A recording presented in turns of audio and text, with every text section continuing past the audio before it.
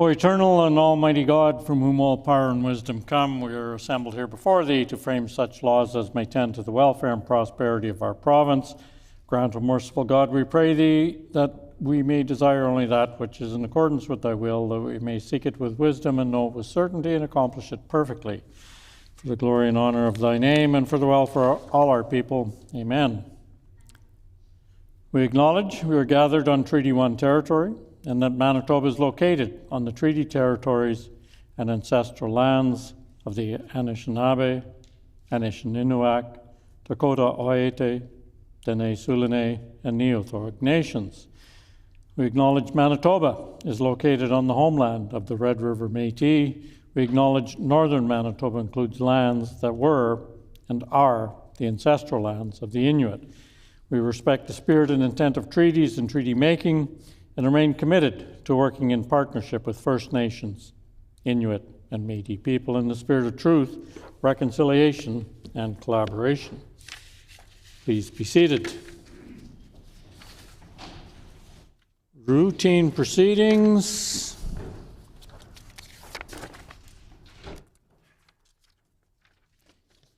Introduction of bills. Committee reports. Tabling of reports.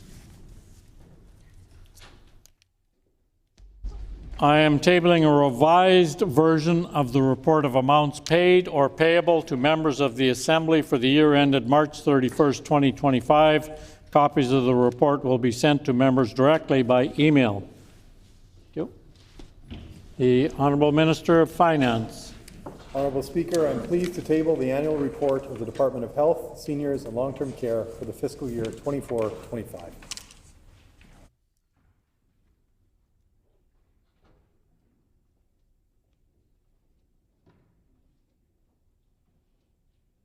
The Honourable Minister of Finance. Thank you, Honourable Speaker. I'm pleased to table the following reports for the 24-25 fiscal year. The annual report for Manitoba Finance, the annual report for the Public Service Commission, the Manitoba Enabling Appropriations, Tax Credits and Public Debt Annual Report, Employee Pensions and Other Costs Annual Report, the annual report for the Public Utilities Board, Manitoba Financial Services Agency Annual Report, Manitoba Hydroelectric Board Annual Report, the Freedom of Information and Protection of Privacy Act Report, and the Actuarial Valuation Report for the Civil Service Superannuation Fund.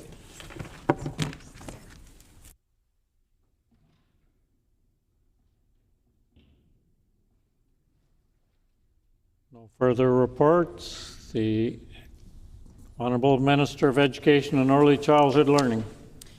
Thank you, Honourable Speaker. I am pleased to table the following reports. The 2024 Annual Report for Manitoba Public Insurance, the 2024 Annual Report for the Law Enforcement Review Agency, the 2024-25 Annual Report for Legal Aid Manitoba, the 24-25 Annual Report for the Manitoba Law Foundation, the 24-25 Annual Report for the Manitoba Law Reform Commission, the 24-25 Annual Report for the Vehicle Impoundment Registry, and finally the 2025 Annual Report for Manitoba Justice. Thank you, Honourable Speaker. The Honourable Minister of Families. Thank you much, Honourable Speaker. I'm pleased to table the following report, Annual Report of Manitoba Families for the fiscal year ending March 31st, 2025. The Honourable Minister of Housing, Addiction and Homelessness. Which, Honourable Speaker, I'm pleased to table the annual report for 24-25 for Manitoba Housing, Addictions and Homelessness. The Honourable Minister of Education and Early Childhood Learning. Thank you, Honourable Speaker. I am pleased to table the following reports. The 24-25 Annual Report of the Department of Manitoba Education and Early Childhood Learning and the 2024 Annual Report for the Teachers Retirement Allowance Fund. Thank you. The Honourable Minister of Economic Development, Investment, Trade and Natural Resources. Thank you, Honourable Speaker. I'm pleased to table the following annual reports for the fiscal year ending March 31st, 2025. The annual report for business, mining, trade and job creation, the annual report for apprenticeship and certification board, and the annual report for Manitoba Development Corporation. The Honourable Minister of Transportation and Infrastructure. Thank you, Honorable Speaker. I'm pleased to table the annual reports for the Department of Manitoba Transportation and Infrastructure for the fiscal year of 2024-25. Thank you. The Honourable Minister of Advanced Education and Training. Thank you, Honourable Speaker. I'm pleased to table the Manitoba Labour and Immigration Annual Report for the year ended March 31st, 2025.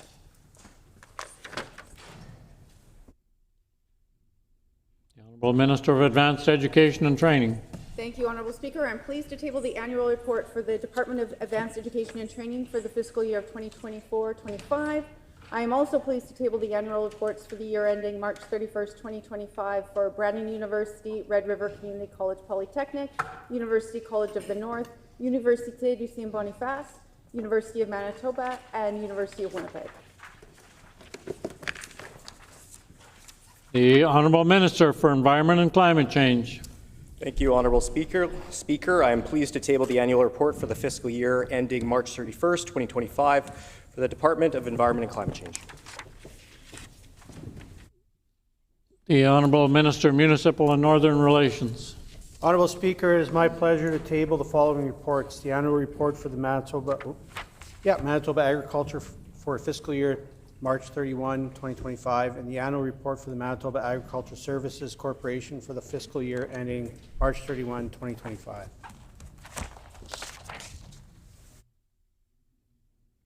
The Honourable Minister of Municipal and Northern Relations. I'd like to table the following reports. The first for the Manitoba Municipal and Northern Relations, the second for the Manitoba Liquor and Lotteries, and the third for the Manitoba Water Services Board. The Honourable Minister of Public Service Delivery. Thank you, Honourable Speaker. I'm pleased to table the following annual reports for the fiscal year ending March 31st, 2025. The Department of Public Service Delivery, the Vehicle and Equipment Management Agency, the Material Distribution Agency, the Entrepreneurship Manitoba, the Public Guardian Trustee Special Operating Agency, the Manitoba Residential Tenancy Commission, and the Automobile Injury Compensation Appeal Commission. Thank you, Honourable Speaker. The Honourable Minister for Sport, Culture, Heritage and Tourism. Thank you, Honourable Speaker. I am pleased to table the following annual reports for the fiscal year ending March 31st, 2025. The annual report for the Department of Sport, Culture, Heritage and Tourism, and the annual report for Travel Manitoba. Thank you. The Honourable Minister of Innovation and New Technology. Thank you, Honourable Speaker. I'm pleased to table the first ever report for the Manitoba Innovation and New Technology for the fiscal period ending March 31st, 2025. The Honourable Minister of Natural Resources and Indigenous Futures. Thank you, Honourable Speaker. I'm pleased to table the 2024-2025 annual report for the Natural Resources and Indigenous Futures.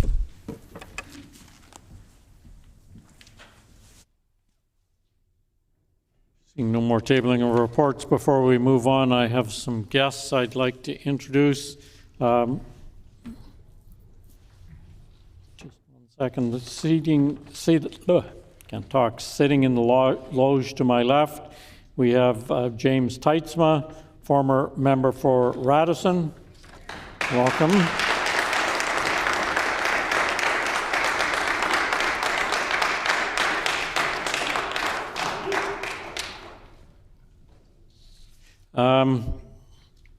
I'd like to draw attention of all honourable members to the public gallery, where we have seated with us today from the RM of Headingley, CAO Sandra Miller, Councillor Glenn Reimer, Development Officer Robert Drummond, and in the Speaker's Loge to my left is Mavis Taillou, former MLA for Morris, and they are guests of the honourable member for Roblin. On behalf of all honourable members, we welcome you here today.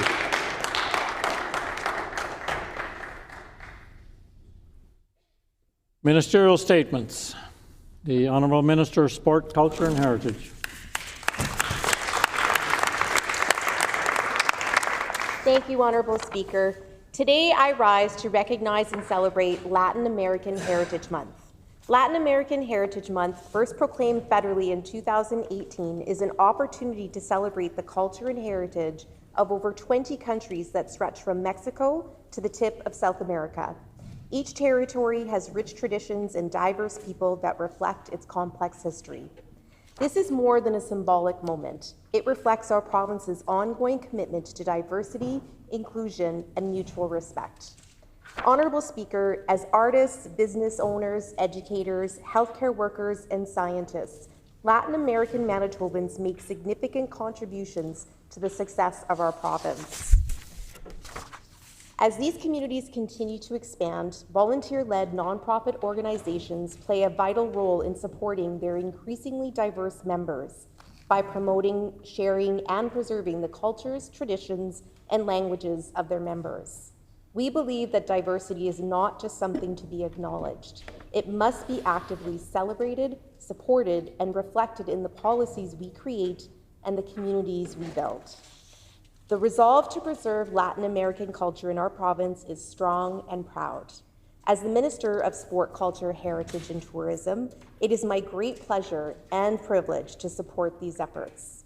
Multiculturalism has become a cornerstone of Manitoba's identity. By championing our diversity, Manitoba will remain open to multiple perspectives, ideas, and initiatives, which in turn allows our province to grow. Manitobans continue to hold space for unique experiences while identifying and celebrating our shared values. It reminds us of the ongoing work needed to elevate Latin American voices, dismantle systemic barriers, and ensure that every Manitoban feels seen, valued, and heard. And so today, let's honor the past, celebrate the present, and look forward to a more inclusive future. I'd like to draw everyone's attention to the folks joining us here in the gallery today. We have Soraya Chamorro, Fernanda and Sion Vallejo, Roberto Garcia, Aline Tescucano, and the Consul General and Vice Consul General of El Salvador in Manitoba, Fernando Aguilar and Carlos Velasco. And so, in closing, Honorable Speaker, I'd like to wish everyone a very happy Latin American Heritage Month. Let's continue to honor the stories, traditions, and contributions that bring our communities together. Thank you.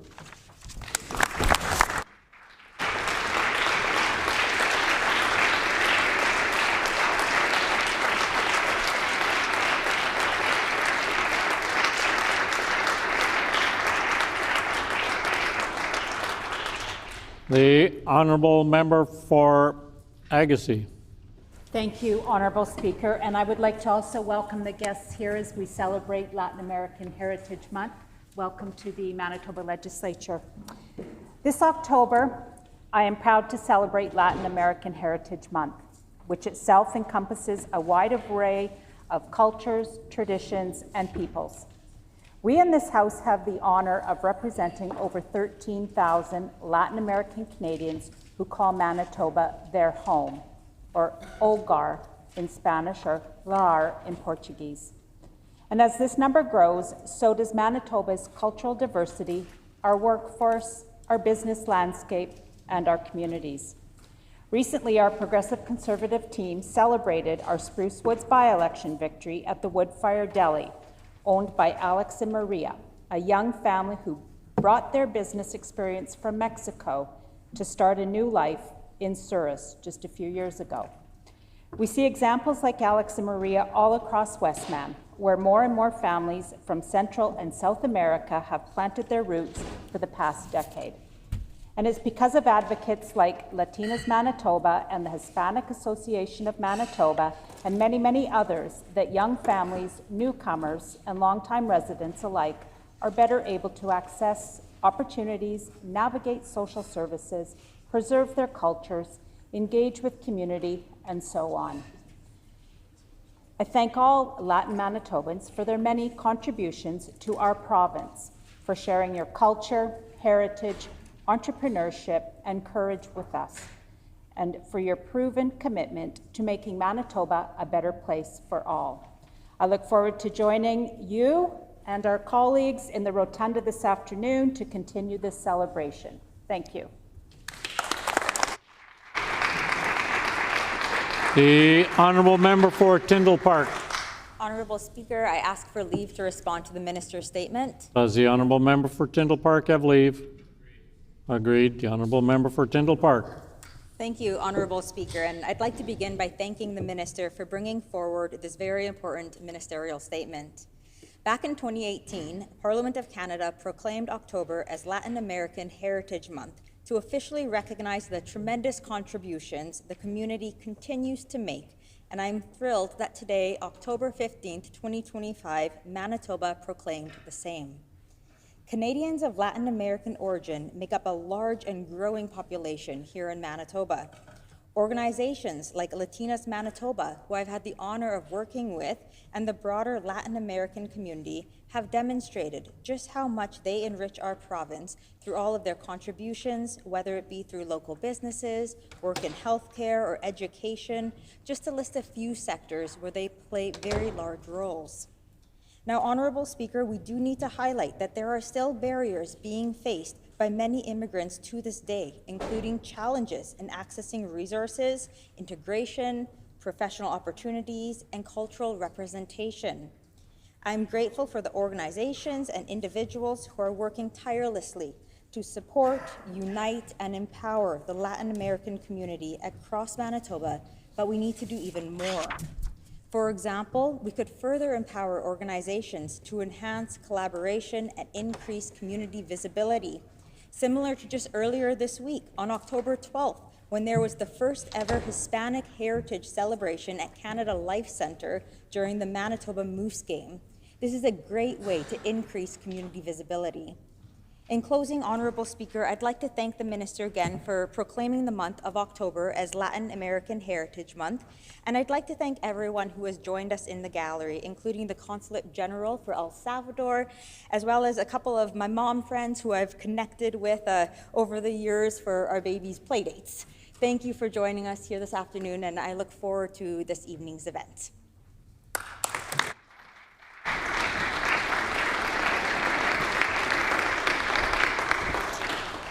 Prior to member statements, there's some guests in the gallery I'd like to introduce. We have seated in the public gallery from Emmanuel Christian School, 25 grade 4 students under the direction of Marion Vandermeulen, and this group is located in the constituency of the Honourable Member for Radisson. We welcome you here today.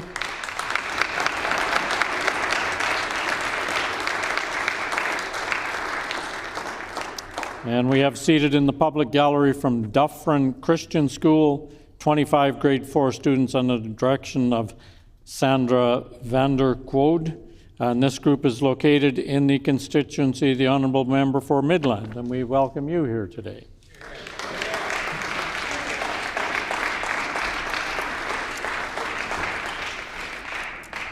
Member statements. The Honourable Member for Thompson. Thank you, Honourable Speaker. Today I rise to recognize the incredible efforts of our first responders in Thompson and across northern Manitoba. This past wildfire season tested our community's resilience, and the courage and commitment of our firefighters kept families and homes safe. Their tireless work on the front lines, often in dangerous and unpredictable conditions, deserve our deepest gratitude. I want to acknowledge the Thompson Fire and Emergency Services team for their outstanding service throughout the summer, from responding to emergencies to support wildfire suppression in Snow Lake, Leaf Rapids. Their dedication was unwavering. 9 new members joined our team this year, Honourable Speaker, strengthening our capacity to protect lives and property. These brave individuals embody the spirit of service that define our province. This season showed the strength of global solidarity. Firefighters from Mexico, New Zealand, Quebec, and other regions joined forces with local emergency response teams, standing shoulder to shoulder in the fight against wildfires. Their presence was a powerful reminder that in times of crisis, borders fade and communities unite. Together, we proved that when we support one another, we can overcome even the most daunting challenges. Equally, I want to commend the Thompson RCMP for their proactive approach to community safety. Over the first 8 months of this year, calls for services have dropped by 13%, with significant reductions in thefts, assaults, impaired driving charges. Their efforts alongside community safety officers have made our streets safer and neighborhoods stronger. While drug-related investigations increased, these actions reflect a commitment. The honourable member's time has expired. Does the member have leave to finish his statement? Agreed and so ordered. The honourable member for Thompson. Thank you very much. Tackling crime head-on, keeping illegal substances out of our communities.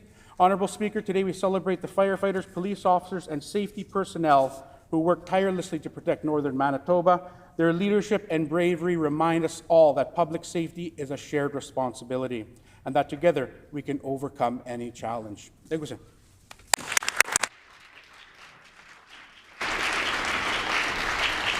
The honourable member for Agassiz. Today is International Day of Rural Women, and we take a moment to recognize and celebrate the incredible contributions of women and girls across the globe who have made a significant impact in rural areas. This day is not just an acknowledgement, it is a tribute to the strength, resilience, and dedication of rural women everywhere. Today I want to honor the rural women and girls here in our great province of Manitoba. Behind the scenes, they often go unnoticed, but today I want to recognize the important role they have in rural Manitoba and specifically agriculture. Having grown up on a farm, I have a unique understanding of rural farm life. I've witnessed firsthand the commitment and investment required to maintain this lifestyle. The decisions that women make in these households are not just about daily operations, but they shape the very fabric of our agriculture communities. Women are essential to the success of rural households and communities. We see countless women from various generations stepping up into leadership roles within agriculture. Some are farmers, others are agribusiness professionals, and many are students pursuing agriculture programs. These women are not just participants, they are the backbone of many farming families, driving progress and innovation in our rural landscapes. As we approach the end of the harvest season, we can reflect on the countless ways women contribute to this critical time. Preparing meals in the fields, extra set of hands for running errands, managing financing, scheduling harvest help, coordinating meal times, their efforts are integral to the success of harvest. So today, let us celebrate the remarkable work of women who have chosen rural Manitoba where they are making a difference. Happy International Day of Rural Women here in Manitoba and across the globe. You make a difference in all our communities. Thank you.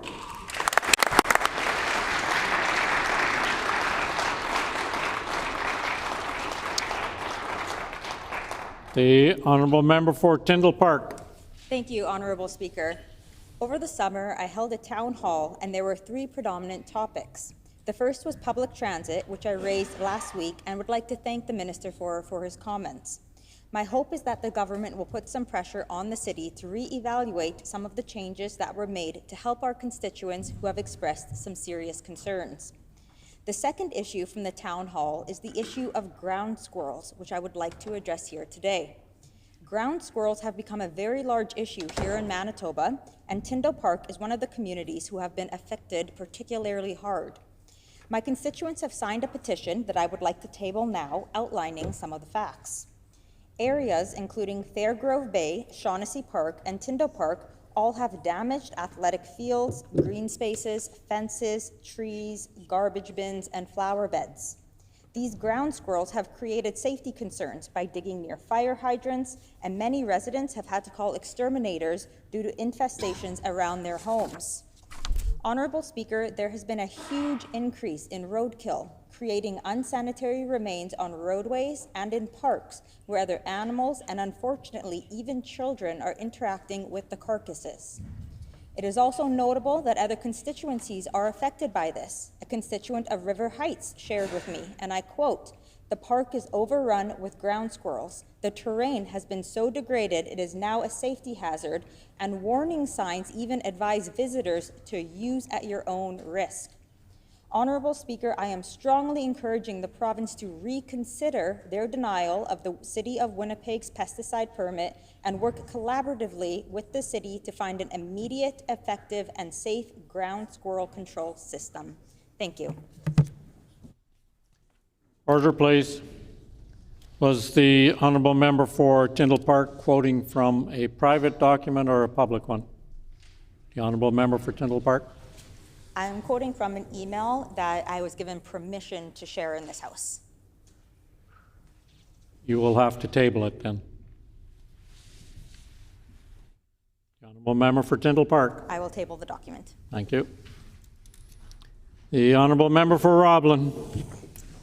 Honourable Speaker, I rise today to recognize the recent opening of the Headingley Fitness Centre, a remarkable 12,000 square foot expansion of the Headingley Community Centre, now home to a new gymnasium, fitness centre and fitness studio. Last month, members of the community gathered for the grand opening. I had the opportunity to walk through the facility, and it's absolutely beautiful, with state-of-the-art equipment, spacious change rooms and showers, and a peaceful studio space filled with natural light. This achievement reflects what's possible when a community comes together with a shared vision and a plan. Headingley has long been known for its strong community spirit, and this project is a shining example of that. Projects like this don't happen overnight. They take years of planning, fundraising, and the dedication of many hands and hearts. Headingley is a community that gets things done and gets them done right. A special thank you goes to the Talue family, whose generosity as the legacy sponsor helped bring this vision to life. In recognition of their contribution, the Wilf Talue Gymnasium now proudly bears their name, a lasting tribute to their commitment to the community. I also want to acknowledge and thank the dozens of individuals and local businesses that donated to this project. Their names are now recognized on the very impressive donor wall in the entrance to the facility.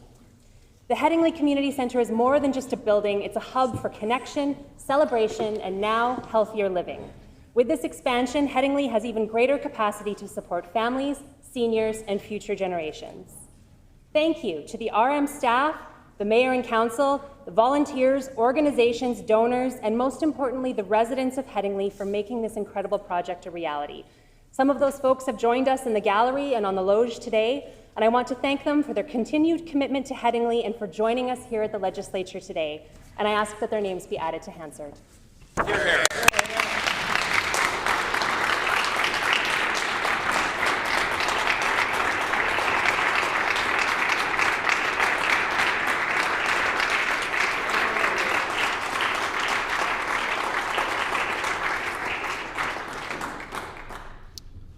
The honourable member for Fort Garry. Thank you, Honourable Speaker. I am honoured to rise today to recognize Sopilka Ukrainian Dance School, which this year celebrates its 55th anniversary as a cornerstone of cultural life in South Winnipeg and beyond. Founded in 1971 by Vicki Adams as part of the Ukrainian language program at Holy Family Ukrainian Catholic Parish, the school began as the South Winnipeg School of Dance before taking on the name Sopilka after the traditional Ukrainian woodwind instrument. From these beginnings, Sopilka has grown into a thriving institution with more than 140 dancers dedicated to sharing the beauty of Ukrainian heritage through dance. Since becoming a registered nonprofit in 2018, Sopilka has provided high-quality instruction for dancers of all ages while fostering community pride and cultural preservation. For the past 15 years, under the artistic direction of Christina Frickas, the school has inspired both dancers and audiences with its artistry and vision. Over the decades, Sopilka has represented Manitoba and Canada with distinction. Its dancers have performed across our province at Canada's National Ukrainian Festival in Dauphin, at Expo 86 in Vancouver, at Vegreville's Ukrainian Pisanka Festival, and on the stage of Winnipeg's cherished Folklorama Cave Pavilion. They have performed for royalty, welcomed visiting officials, shared their talent internationally in Ukraine, Brazil, and Croatia. Sopilka is more than a dance school. It's a beacon of cultural preservation and a testament to the endurance of tradition across generations.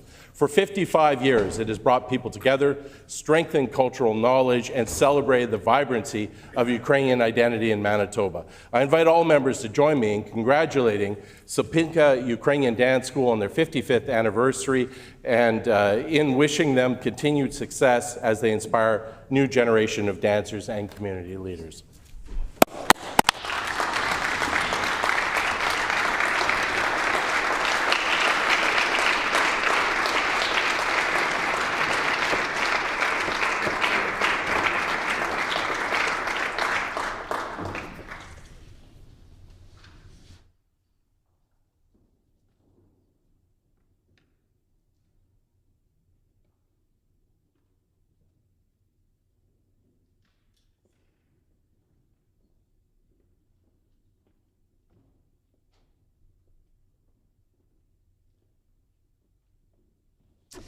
I would like to take a moment now to introduce some new faces in the chamber. I'm pleased to introduce to the House the 10 students who have been selected to serve as pages for this session. I would ask members to hold their applause until I've completed the introductions. Starting from my right, from the University of Winnipeg Collegiate, Gurreet Kaur Kayla. From Argyle Alternative High School, Sherry Porot Keeper.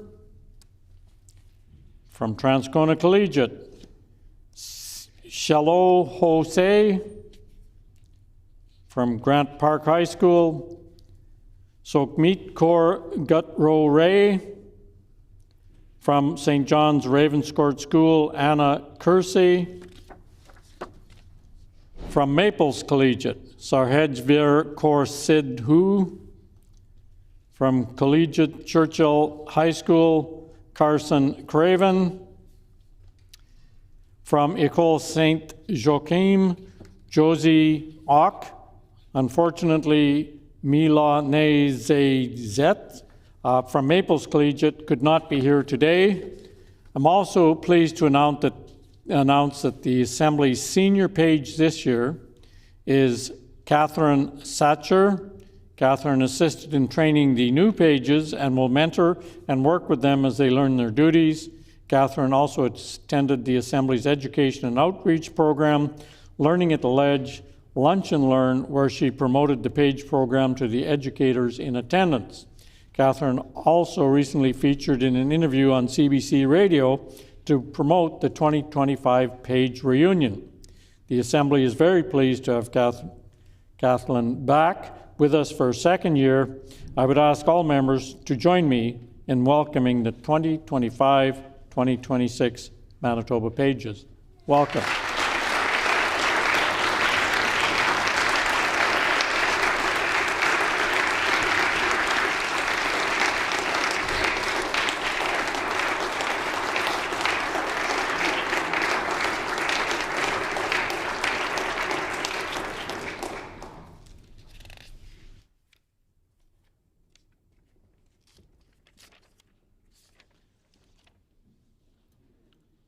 Oral questions. The Honourable Leader of the Official Opposition. Yeah.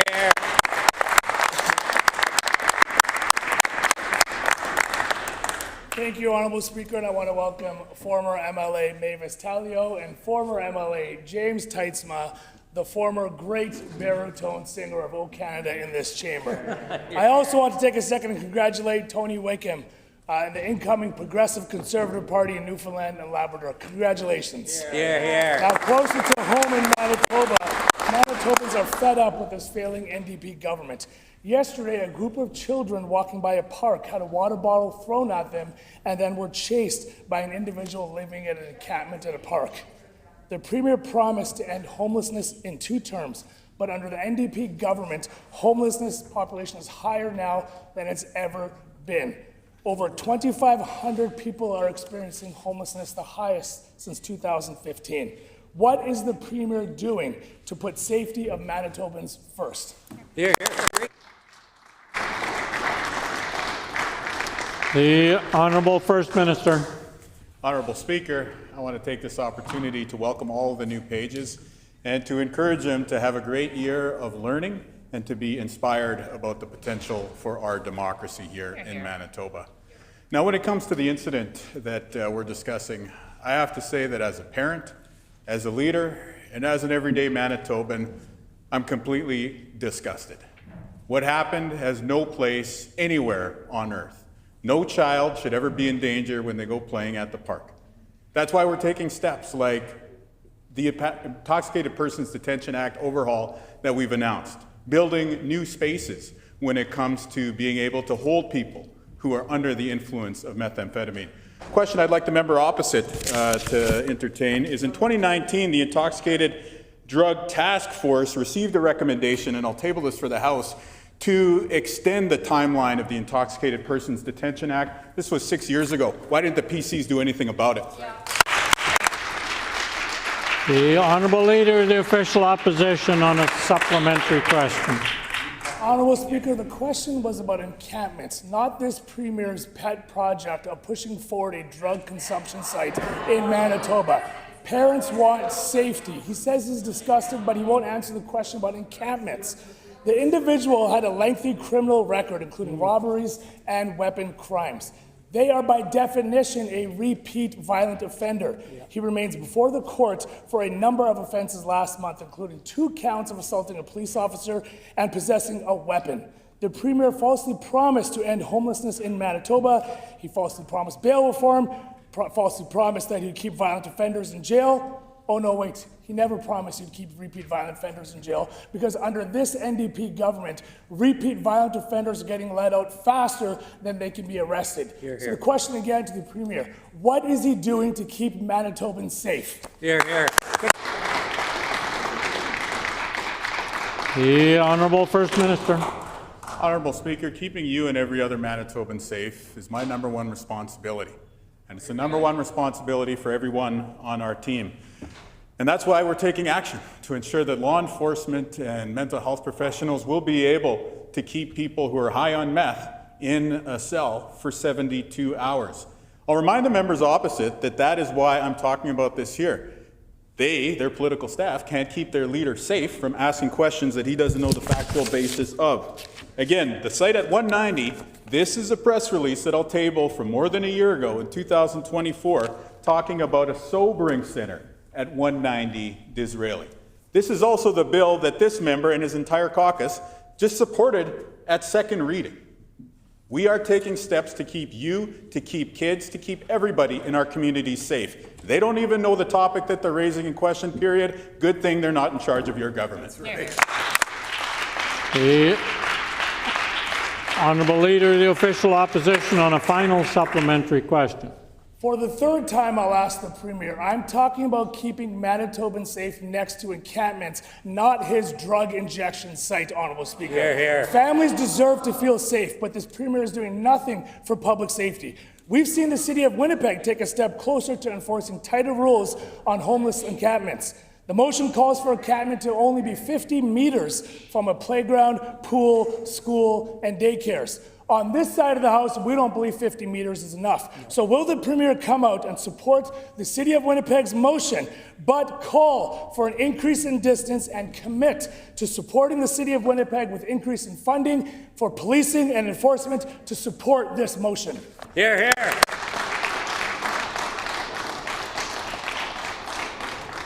The Honourable First Minister. I suppose the next question will be him standing up to say, good job, because we already added 36 police to the City of Winnipeg, following 2 terms in which the PCs cut the number of law enforcement officers in the city by 55. Now, when it comes to the member himself, he continues his apology tour. Just a few days ago, he was apologizing for some unfortunate gestures which trivialize the issue of mental health.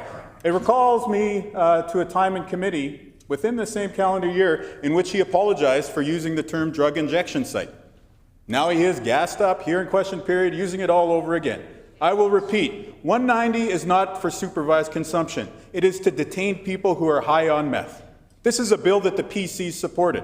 The member that is being raised, the member of the public, is currently in jail right now as we speak. The PCs have no single leg to stand on. They can't even get the facts right. Good thing they're not in government. We're working hard to keep you safe. Right on. The Honourable Leader of the Official Opposition on a new question. To recap, I asked the Premier if he thinks 50 meters away from a school, a playground, or a daycare is far away enough to keep kids safe, and he refused to answer the question. No answer. I think you have it right there, Manitobans. This isn't the only promise the Premier failed to live up to. The Premier loves to just say things. He failed on his bail reform, he failed on health care, he failed on economy, and now he's failed on bringing down grocery prices. The Premier threatened grocery chains, and he said, quote, "I'm calling their bluff," end quote, if they don't lower their grocery prices. I tabled that article for the Premier to read today. Almost 2 years later, and grocery prices are higher than they've ever been in the history of this province. Why did the Premier threaten grocery chains and then promise to lower grocery prices when he had no plan to do it? Here, here. The Honourable First Minister. Yeah, grocery prices are high. The member knows it. That's why all his green carrot locations are closed. He's terrible at running a business. Couldn't run a lemonade stand. Literally all his lemonade stands are closed. But when it comes to real people out there who aren't spending money donated by PC donors or by the government of Manitoba, you, the average hardworking Manitoban, we know that we need to help with the cost of living. That's why the first thing that we did was we cut the gas tax to put more money into your pocket. That's why the second thing that we did was to cut income taxes. That's why this past year we cut the payroll tax. And you know what the PCs did every single step of the way, Honourable Speaker? They opposed it. They thanked Donald Trump. They opposed tax cuts. What does the PC Party of Manitoba even stand for? Absolutely nothing. It's a good thing that we're in charge. We're saving you money. We're fixing health care. We're making the streets safer. The Honourable Leader of the Official Opposition on a supplementary question. Once again, the Premier reverts back to who he is, and that's making jokes about small businesses and personal attacks. It's just the bully he is. Manitobans are finally seeing it. Under the NDP, Stats Canada reports that infant formula is up almost 20%. Apples are up 36%, oranges 19%. Not to mention the cost of meat, chicken, basic living essentials are all higher than they've ever been under this NDP government. The Premier has made it harder than ever for families to live and survive here in the province of Manitoba. Why has the Premier, and why is he continuing to fail on every single promise that he made? Here, here. The Honourable First Minister. Honourable Speaker, do you remember when the PCs were in office? You remember what inflation was then? 8%. We got into office, we were elected, we stopped it right away. How did we do it? We cut the gas tax. That put money back in your pocket, and it also brought inflation down from the highs of the Stephenson-Pallister members opposite era of 8%, brought it back down into the Bank of Canada's target range, where it has maintained every single month that we have been in office. We're beating them on public safety, we're beating them on the economy, we're beating them on tax cuts, and it's because we're committed to producing results for you, the people of Manitoba. But I want to return to the first set of questions that the member opposite seemingly couldn't understand the importance of taking people who are high on meth off of the streets and keeping our kids safe. I want to share with members of the public that we have the expert opinion of 4 leading physicians from Shared Health here that are supporting the legislation that they also supported, validating time a has 72-hour... The Honourable Leader of the Official Opposition on a final supplementary question. The Premier won't even try to answer the question I'm asking because he knows under him grocery prices are the highest they've ever been. He wants to live in the past. Manitobans are worried about today, how they're going to put food on their tables today, not what was done in the past, today. Will the Premier stand up and actually answer the question that I proposed for him about lowering grocery prices? Under this Premier, he's increased your education and property taxes by $350 million. Wow. He's increased your income taxes by $400 million in just 2 years, and grocery prices are higher than they've ever been. Will the Premier admit today that he has no plan? And when he threatened grocery stores, he had no intention of following through on that, and grocery prices are higher now than they were when he took office. Here, here.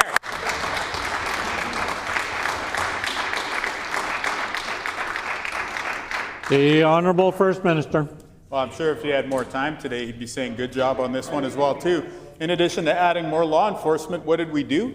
We changed contract law in Manitoba to break up the monopolies, to break up that buffer zone that the big grocery chains used to put around their perimeters to prevent competition. More competition in Manitoba equals lower prices for you. We know that on this side of the House. They'll teach you that in business school. But the members opposite, they don't like the market. They don't like competition. No surprise coming from the guy who got fewer votes than the other one in their leadership contest. But again, talking about grocery prices, we passed legislation to make prices cheaper. You look at inflation every single month that we've been in office, lower than the PCs. We're also taking action. I'll table these letters for the people of the public to see to get meth off our streets. 4 physicians, the leading doctors on addictions medicine in Manitoba, supporting our 72-hour detention period so people can get the help that Member's they time has expired.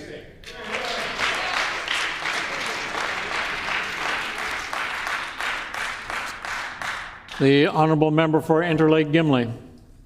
Honourable Speaker, it's now been more than 6 months since the tragic death of Dean Switzer. His family and neighbours called 911 more than 20 times and couldn't connect. The system failed and his family remains devastated. After all this, can the minister now stand in the House and say that Manitobans' 911 system is truly reliable?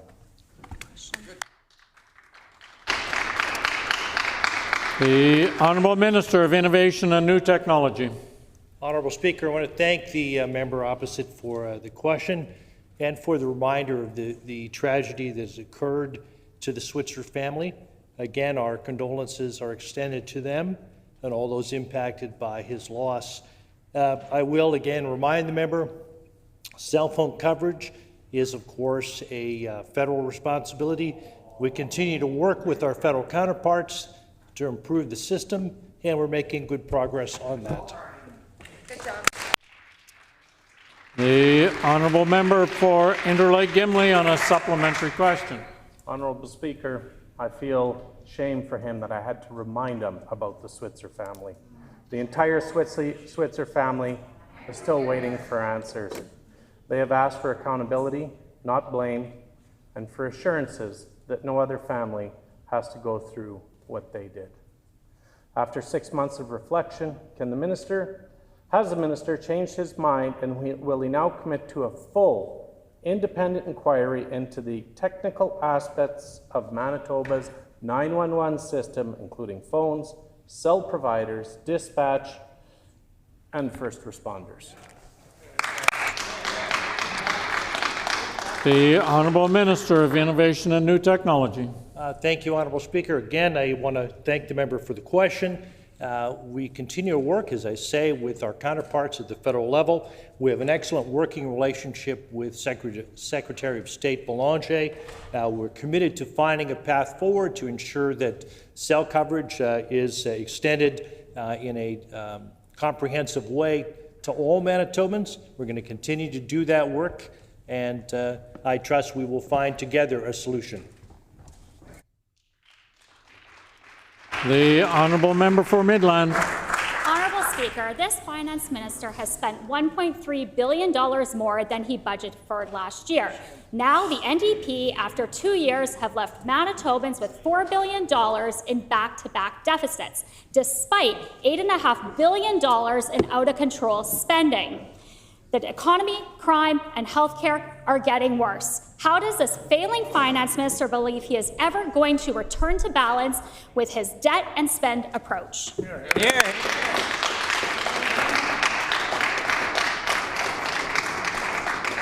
The Honourable Minister of Finance. Honourable Speaker, after years of irresponsible fiscal management, this government is finally managing the books responsibly here in Manitoba. This team across from us left Manitobans with a $2 billion hole that we had to climb out of. Now again, I know they don't like to hear this, but they don't have to take our word for it. The independent accounting firm MNP confirmed that due to their reckless and irresponsible decision-making and their failure to properly plan, Manitobans were left with a $2 billion hole. What did we do in the following year? We reduced that deficit by 42%, almost $850 million reduction. Managing the books responsibly, because we know when we manage the books responsibly, we can invest more in healthcare and affordability and fixing the mess that they left us.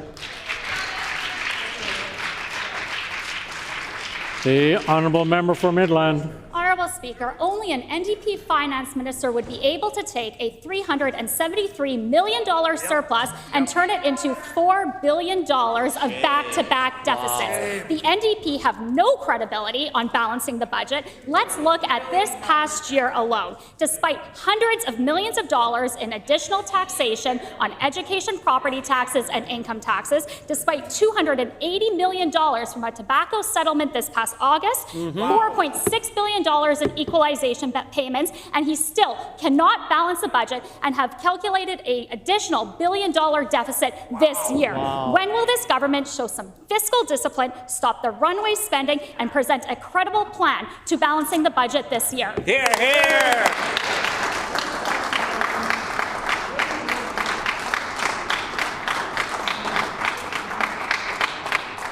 The Honourable Minister of Finance.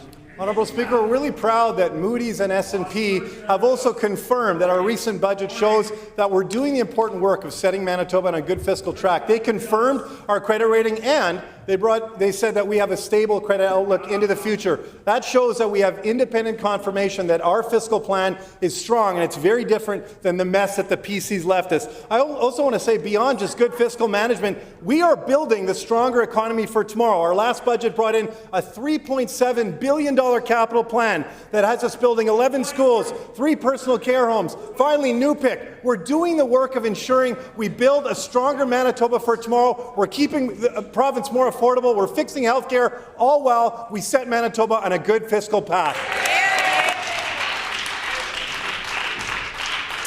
The Honourable Member for Portage-La Prairie. Thank you, Honourable Speaker. The Protective Detention Care of Intoxicated Persons Act is being rammed through with many questions, many questions that are not being answered. Honourable Speaker, can this minister tell Manitobans how many doctors, psychiatric nurses, addiction counsellors, and security will each one of these protective care sites require? Honourable Speaker, if not, then why not?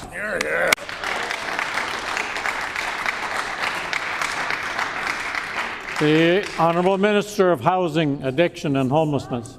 Miigwech, Honourable Speaker. What I can tell that member is that we do have 4 doctors, 4 specialists, one that works in the ER, another one that is addiction specialist, many that are in supportive of this protective detention care center, one that's going to be opening up at 190 Disraeli. That was announced in July of last year that we've been working on opening up. And again, this is about safety and security, ensuring that people get the care that members opposite ignored.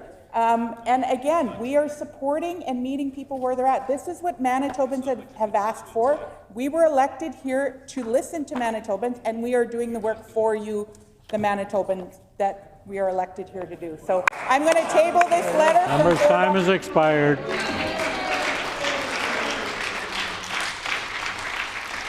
The Honourable Member for Portage-La Prairie on a supplementary question. Honourable Speaker, this NDP government doesn't care that local residents need to have a say in major decisions in their own community.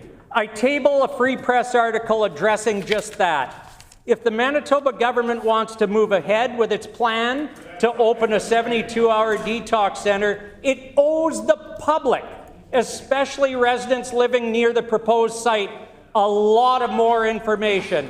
Honourable Speaker, will the minister provide the information today for the people living around 190 Disraeli? Honourable Speaker, what is this minister trying to hide?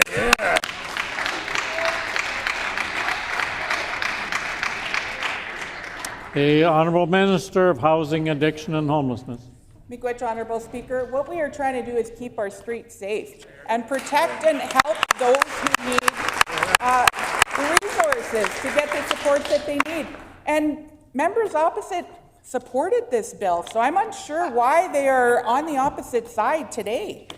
You know, Manitobans have been asking for this. The illicit task force asked for this in 2019. They asked the previous government to support this, and I'm going to table this. So I don't know what's going on here, why they're not supporting this today, but this is what Manitobans have asked for. And again, this is about keeping people safe, getting people the resources they need, expanding this so people on methamphetamines outside of alcohol can get the supports that they need. Member's time has expired. The Honourable Member for Selkirk. Honourable Speaker, we have a robust public tendering system to ensure that public funds are used responsibly and to safeguard against interference. Unfortunately, Manitobans are raising concerns that the system is not being followed. Can the Minister of Public Service Delivery explain why over half of closed contracts listed on MERCs have not been awarded in the system, or is there something to hide?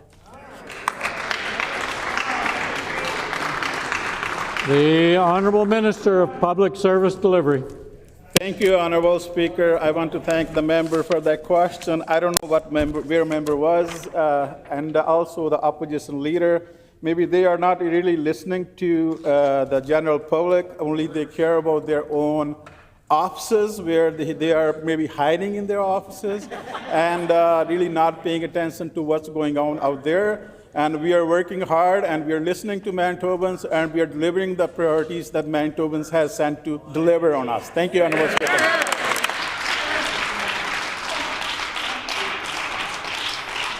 The Honourable Member for Selkirk on a supplementary question. Honourable Speaker, this is about accountability and transparency in our system that we have. Manitobans need to know that systems are in place and safeguards are not being circumvented. We've seen it with an increase in direct awards under this NDP government. Why now are public tenders being closed and left unfulfilled, or is there more to this? The Honourable Minister of Public Service Delivery. Thank you, Honourable Speaker. I don't know where the member was. We have committed $3.7 billion capital budget this year. And we are fulfilling that budget, and we are delivering on where the Manitobans sent us to deliver those priorities. And again, as the member or the opposition leader is looking for to update his furniture for his office, we will take that meeting, as well as we will also update his furniture in his office so he can stay there for a long time.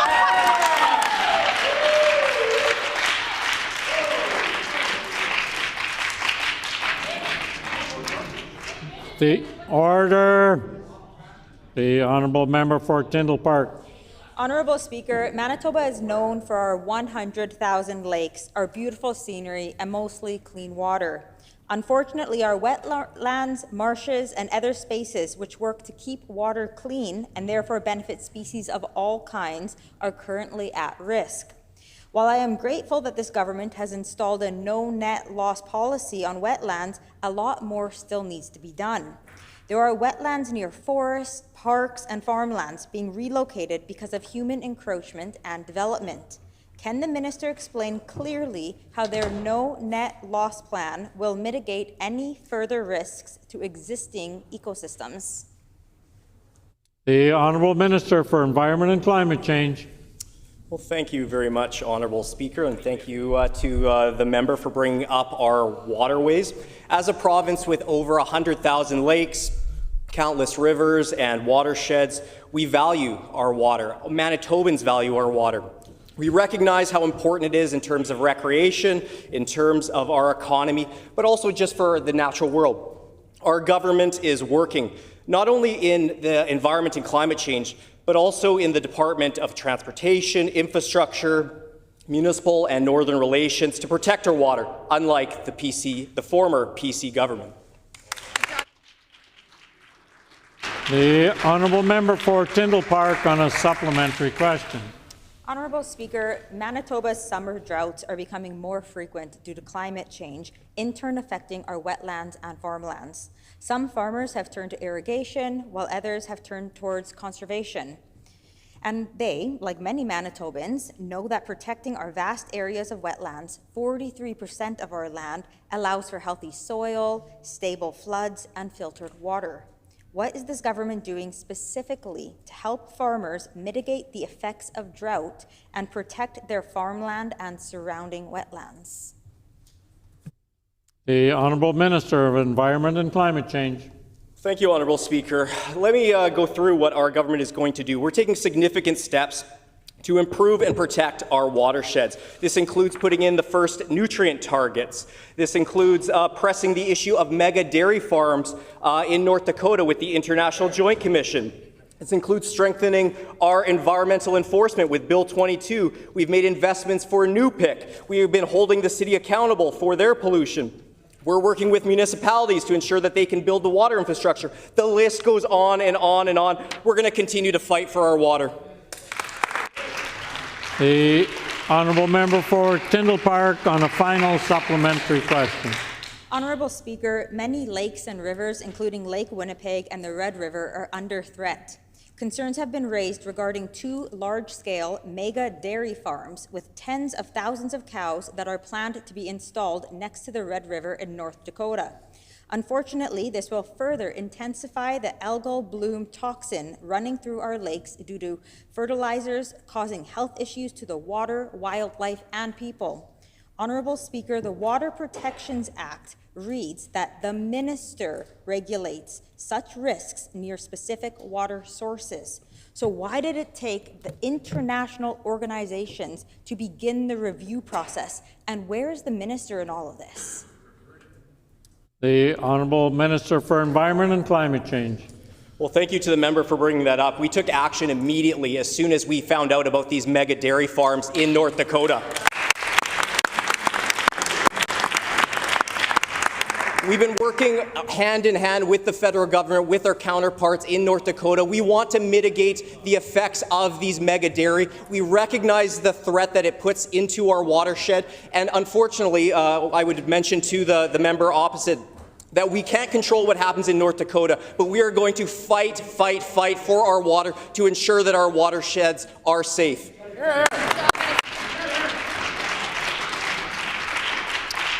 The Honourable Member for St. Boniface. Honourable Member for St. Boniface. Okay, thank you. Madame Président, last week, former PC Premier Heather Stephenson was found guilty of breaking the law and violating our Constitution.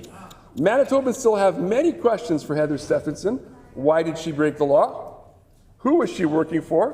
What private financial interest did she have in the Sciosilica project? Today, the media is reporting that she has the money to pay her fine. Now she's run out of excuses. So we have to ask, where is Heather? Has she paid her fine? Can the minister tell the House how we might get some answers? The Honourable Minister of Education and Early Childhood Learning. Merci beaucoup pour cette question. Earlier this year, for the first time in history, a former PC Premier, Heather Stephenson, was fined $18,000 for breaking the law and violating the Constitution. But Manitobans recently learned that while Heather was lounging in boardrooms in the Bahamas, she was also collecting over $96,000 in severance from Manitoba taxpayers. Not only that, but we know she then decided to give some of that money to the PC leader for his leadership campaign. Manitobans demand true accountability from their elected leaders, not corruption, not backroom dealing, Honourable Speaker. Will the PC leader call Heather Stephenson today, show some leadership, demand that she return the money that she took from Manitoba taxpayers to pay her fine today? Time has expired.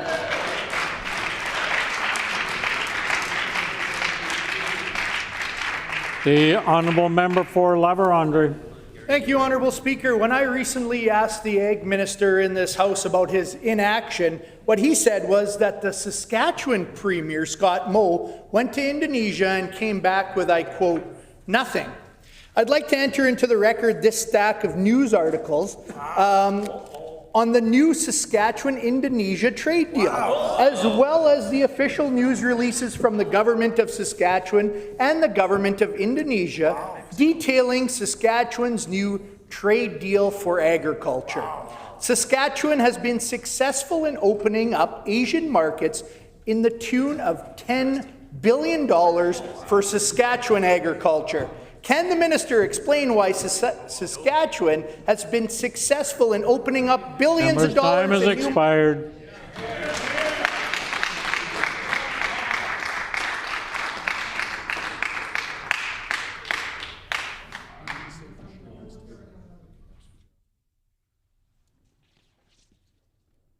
Just one moment, please. You said the member said he was going to table something? Oh, Was the document the member was talking about public or private? Yeah.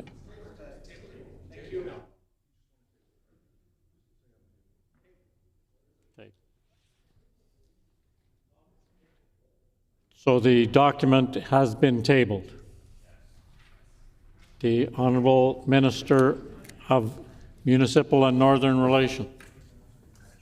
So I guess I know who they're cheering for on the 17th. Rough Riders, maybe? But what I would have to say is that our minister is working very hard at opening new markets. In fact, that's what our minister does. He's actively working on building those markets for canola. And they're also working to make sure that our farmers have the respect that they deserve. The members opposite didn't respect producers. They closed offices, they ignored them, they put their head in the sand. Crown lands, 300%. Right? I mean, I'm just channeling our great Minister of Agriculture here. The problem here is when they talk about respect for farmers, they don't even respect voters. So let's be clear. I'm all for Team Manitoba. We will continue to work with our agriculture producers to make sure that their lives are affordable, that the products get in the bins, and that they can market it to the world.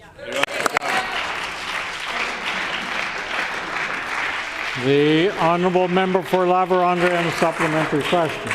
Thank you, Honourable Speaker. Potentially there's a cabinet shuffle there with a new ag minister. My question for the minister or this premier is why is Saskatchewan going out and able to get more than $10 billion in new trade deals for the farmers of Saskatchewan, and in Manitoba the premier and this minister are sitting on their hands without getting anything? Can the minister or potentially the new minister tell us how many new markets Manitoba has opened up to its farmers?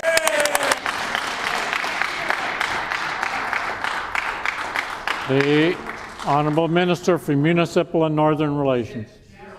I think it's very interesting that the members opposite look at our bench and see what's going on. They refuse to look within. Look within yourself. And we know that they are going to the public right now saying the sky is falling, everything is bad. They're the Chicken Little opposition. It's just not true. They tried to sell it in the general election. They tried to sell it in Transcona. They tried to sell it in Tuxedo, and they failed every time. They even tried it in Spruce Woods and barely got it. Barely. But we're coming. We are coming. Celebrating overtime win because the refs threw a flag. That's the only Member's victory. time has expired.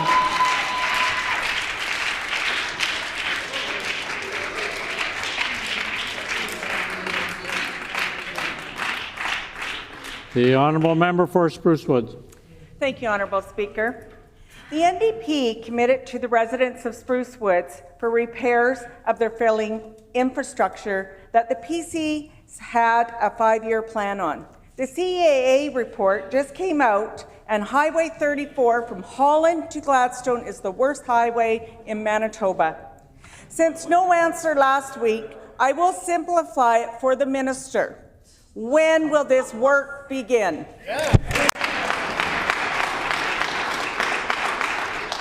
The Honourable Minister of Transportation and Infrastructure. Thank you, Honourable Speaker, and it's my first chance to stand in the House and say congratulations to the new MLA for Spruce Woods. Most of the time when folks are standing on the other side of the House, I hear them complaining about all the commitments that we have made in the Spruce Woods area over the last few months. I've even heard the member opposite take issue with the amount of commitments that our government has made in that community. So I'm really happy to stand here and remind members opposite and members in Spruce Woods that our government is investing $115 million to improve Highway 2 by resurfacing between Souris and Duluth. We're improving water quality in Oak Lake. We're investing $2 million in the Spruce Woods Provincial Park for trails and campgrounds. Member's time has expired.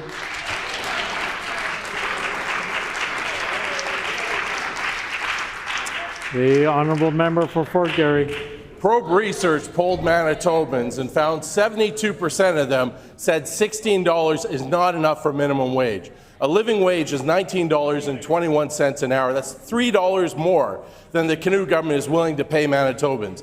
Adding 20 cents to minimum wage is a 1.1% increase. Last year, shelter costs went up 4.8%. Food went up 3%. Transportation costs went up 5.3%. Even the Premier's salary went up 2.5%. Will this Premier commit to immediately raising the minimum wage to be the exact same raise that he got this year? And if he won't, can he explain why he deserves an increase twice as much as what Manitobans are getting? The Honourable Minister of Finance. Split caucus. Honourable Speaker, one thing's for sure is that for years, Manitobans had a government that wasn't responding to their affordability challenges, but finally, that's exactly what our government is doing, is we are doing the work to make life much more affordable here in Manitoba, including with, of course, our hydro rate freeze, with our gas tax cut, which we ultimately made permanent for Manitobans, a renter's tax credit increase. We know the members opposite took away a tax credit from renters, $175. They reduced that. We're restoring that. We're building more social and affordable housing to make sure there's housing there for those who need it in our province, taking PST off new social and affordable housing builds, and of course, very proud of the work that's been done through our education and our Premier to drive a universal school nutrition program so every single child in this province can start the day with a healthy meal. Time has expired. The Honourable Member for Fort Garry on a supplementary question. Manitobans to be treated just as well as their MLAs. Minimum wage increases should be no lower than the cost of the living increases that MLAs receive each year. The price of housing is skyrocketing. Renting an apartment is not affordable to someone on middle wage. In fact, according to the Centre of Policy Alternatives, you would have to make $29 an hour to afford a two-bedroom apartment in North Fort Garry. That number climbs to $31 an hour for the greater Winnipeg area. That's not right. Will the Premier commit to immediately raising the minimum wage to match the increase he received this year? Yes or no? The Honourable Minister of Finance. Honourable Speaker, housing certainly is a concern here in Manitoba, and that's why it was so worrisome to see the former government sell off 385 units of social housing only a mere couple blocks from this building, taking away that housing that we know Manitobans needed. Fortunately, Manitobans now have a government and a team led by here Minister Smith, our member for Point Douglas, who's doing the important work of ensuring we invest in bringing more social and affordable housing online for Manitobans so that we have the housing we need. And that's in addition, of course, to the 25 ways to save we brought in with our last budget. This government cares about everyday Manitobans. We're going to keep doing that work. We're listening, and every single day we're going to keep focusing on making life more affordable for those who need those supports. The Honourable Member for Fort Garry on a final supplementary question. The Premier of Manitoba received a $5,000 cost of living increase this year. Manitobans received a 20-cent an hour rise that over the course of a year amounts to $416. The Premier received a raise that was 10 times what he was prepared to give Manitobans. That 1.1% increase to the minimum wage doesn't even cover rent. Manitoba government capped rent increases at 1.7% this year, which means that the minimum wage workers are falling further and further behind. The cost of living increase doesn't even match how expensive the province is making their rent. Will the Premier do the right thing and immediately raise the minimum wage to 2.5% to match what he received this year? Yes or no? The Honourable Minister of Finance. Honourable Speaker, we are putting more money in Manitobans' pockets, and every single Manitoban is benefiting from a broad middle-class tax cut that we brought in, changing brackets, raising the basic personal exemption. That's in addition to those 25 ways to save. Again, for many years, Manitobans had a government that wasn't responding to these affordability challenges. Finally, they have a government that is really focused on making life more affordable. And in addition to that, we are building a stronger economy for all Manitobans to create more opportunities for Manitobans to create wealth and build opportunities within their family, including that $3.7 billion capital plan commitment. We're seeing 5,300 new jobs online in August and September. We're seeing announcements about new mines. We're seeing exciting things coming forward with our economic development plan, an affordable energy plan. We're focused on getting Manitobans to work, creating those opportunities for Manitobans across this province. Member's time has expired.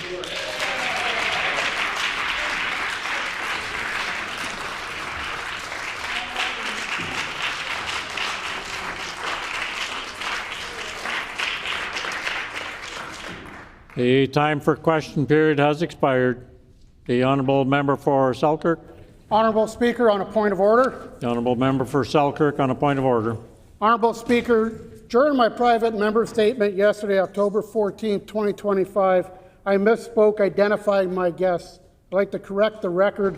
They were in fact Holly and Dennis Wall. Thank you, Honourable Speaker.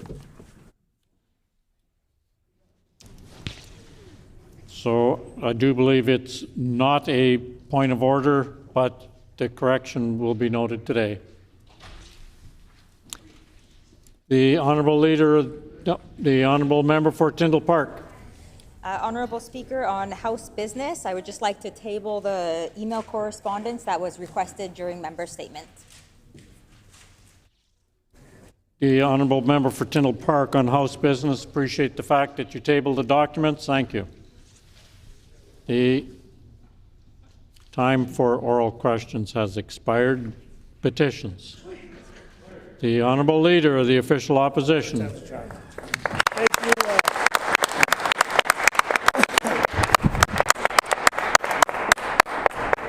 Thank you very much, Honourable Speaker. Honourable Speaker, I wish to present the following petition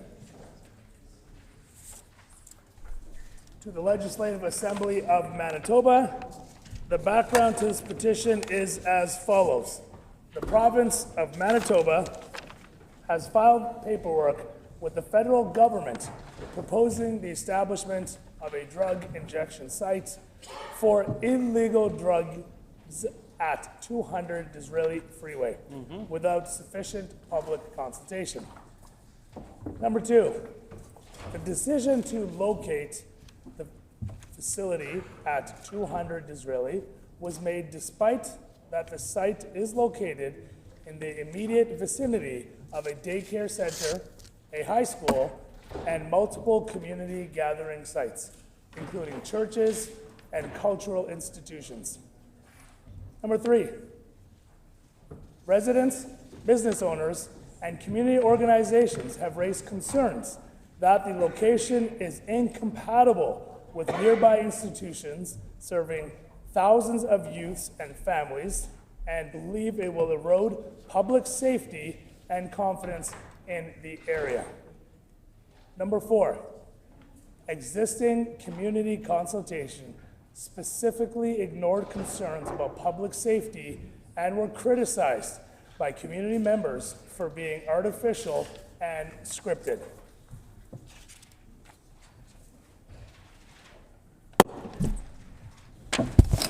Number five, the provincial government has failed to introduce legislation and regulation to control where drug injection sites can be located.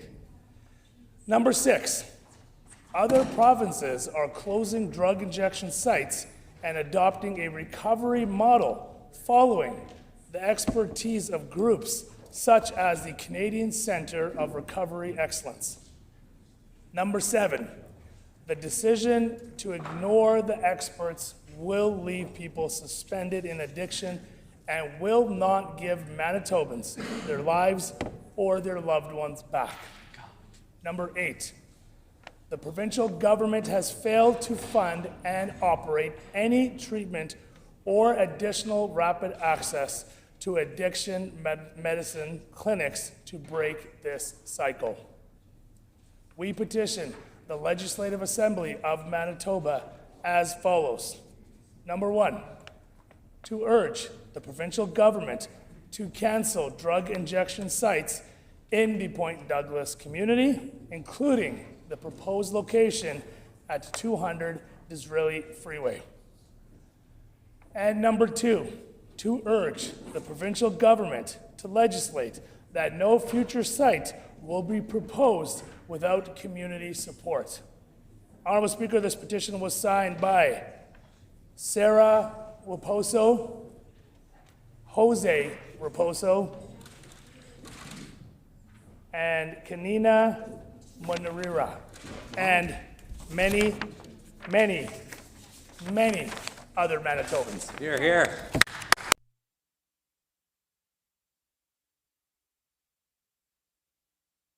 The honourable member for Agassiz. Thank you, Honourable Speaker. I wish to present the following petition to the Legislative Assembly of Manitoba. The background to this petition is as follows. Number one, all Manitobans deserve to feel safe in their homes and communities. Number two, throughout Manitoba, rural communities are seeing dramatic increases in criminal activities targeting individuals and property, which has eroded their sense of safety. Number three, though communities pay taxes for RCMP coverage, many have lost local policing as RCMP detachments consolidate. This situation is unacceptable to communities who expect a level of service and police protection. Number four, the lack of community policing has led to many Manitobans losing faith in the rule of law and the availability of emergency services when they are needed. Number five, the provincial government has a responsibility to act and ensure that communities receive adequate services and coverage from police resources. We petition the Legislative Assembly of Manitoba as follows: to urge the provincial government to immediately work with the RCMP to restore rural community policing and provide adequate resources to protect Manitoba communities. This petition is signed by Gary Patterson, John Halashewski, Gail Malvi, and many, many more Manitobans. Thank you, Honourable Speaker. The honourable member for Interlake Gimli. Thank you, Honourable Speaker. I wish to present the following petition. To the Legislative Assembly of Manitoba. The background to this petition is as follows. 1.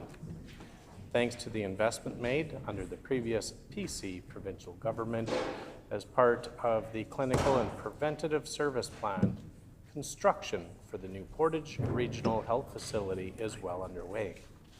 The facility and surrounding community would greatly benefit from added diagnostic machinery and equipment, but specifically the addition of an MRI machine.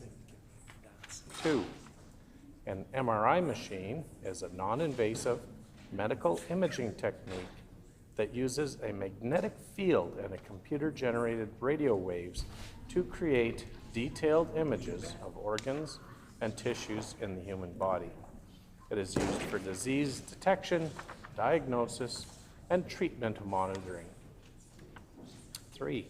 The Portage La Prairie, Portage La Prairie is centrally located in Manitoba and is on number 1 highway in Southern Health, St. Sud Health Authority. Currently, there is only one MRI machine in the Regional Health Authority. 4.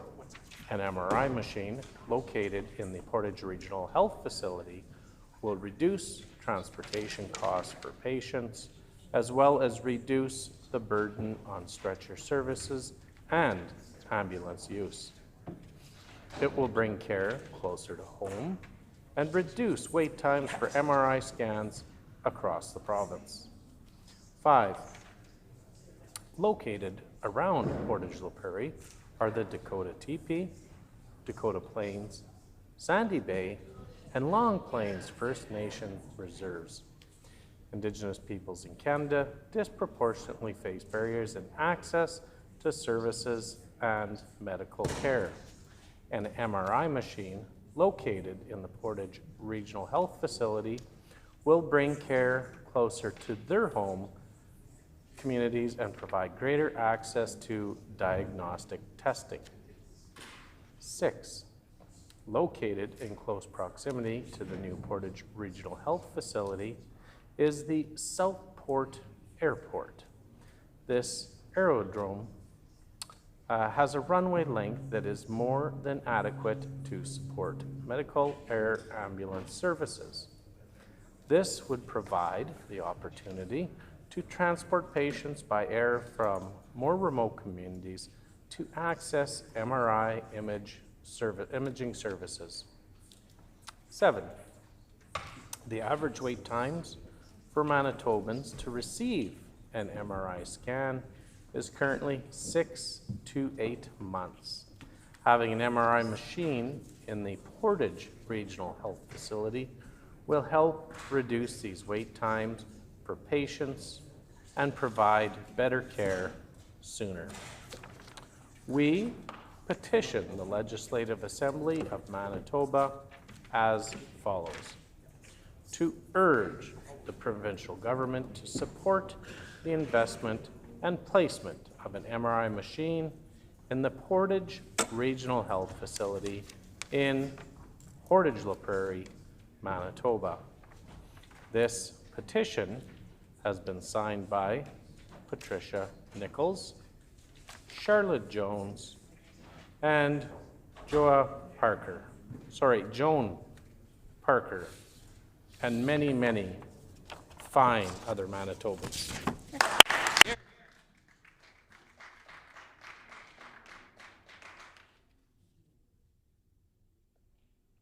The honourable member for Midland. Honourable Speaker, I wish to present the following petition. The background to this petition is as follows. 1. All Manitoba students deserve access to appropriate physical education facilities, not only as a part of their education, but as part of living an active and healthy life. 2. The current gymnasium at the Elm Creek School is insufficient for the needs of the student population.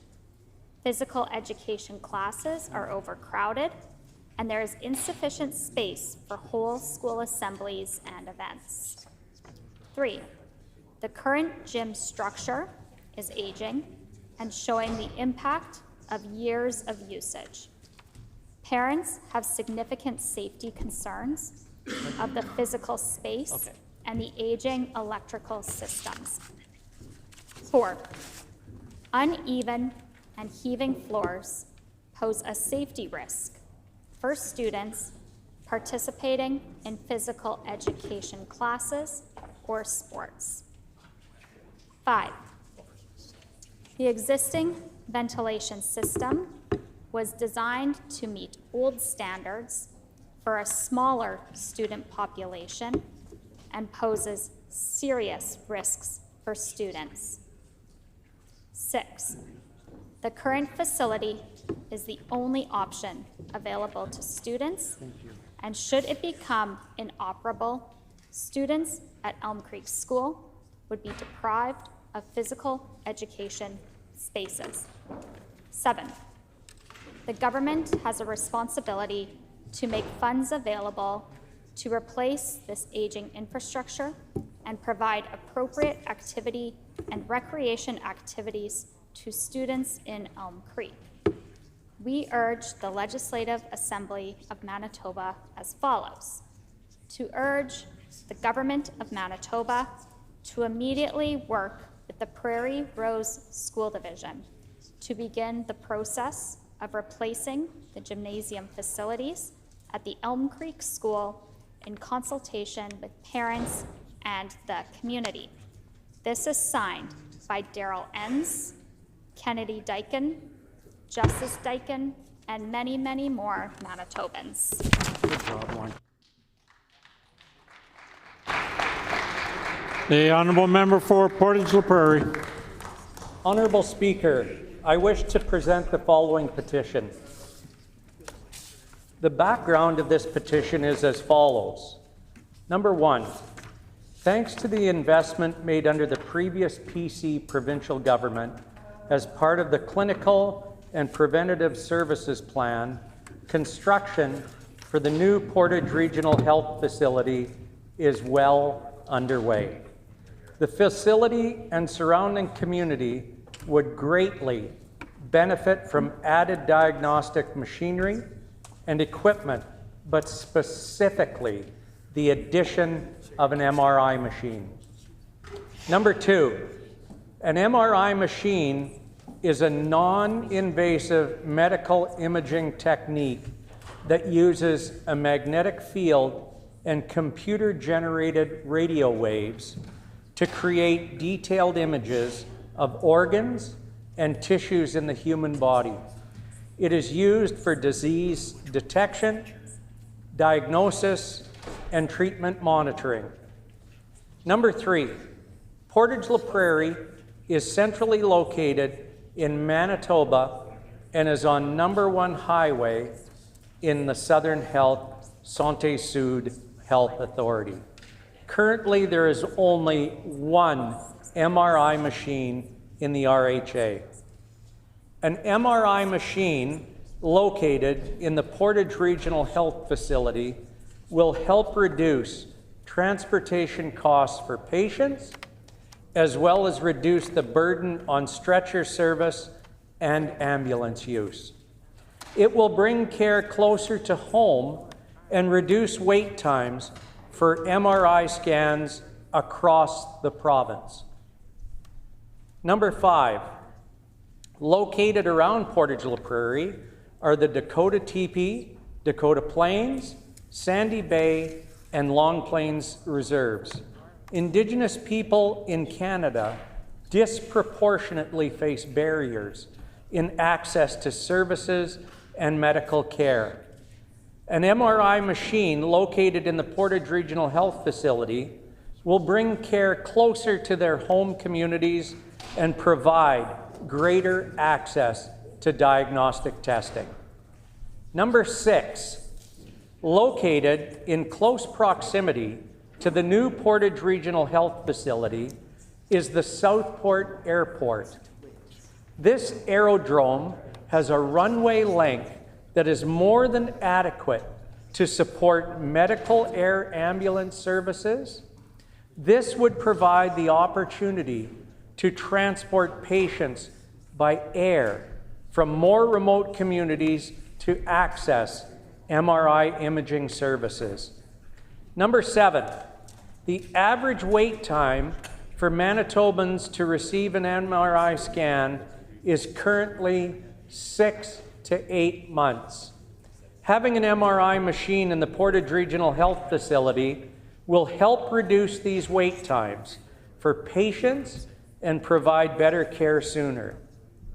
We petition the Legislative Assembly of Manitoba as follows: to urge the provincial government to support the investment and placement of an MRI machine in the Portage Regional Health Facility in Portage La Prairie, Manitoba. This has been signed by Janet Parker, Monica Grant, Myrna Hancock, and many, many more Manitobans. Thank you, Honourable Speaker. Thank you. The Honourable Member for Selkirk. Thank you, Honourable Deputy Speaker. I wish to present the following petition to the Legislative Assembly of Manitoba.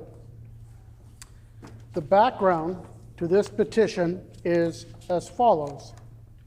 Number 1, Provincial Road 210 is a 117.3 kilometer or 72.8 mile highway in the Eastman region of Manitoba that connects the towns and communities of Woodridge, Arshan, La Broquerie, St. Anne, Landmark, Linden, Ile-des-Chênes, and St. Adolphe.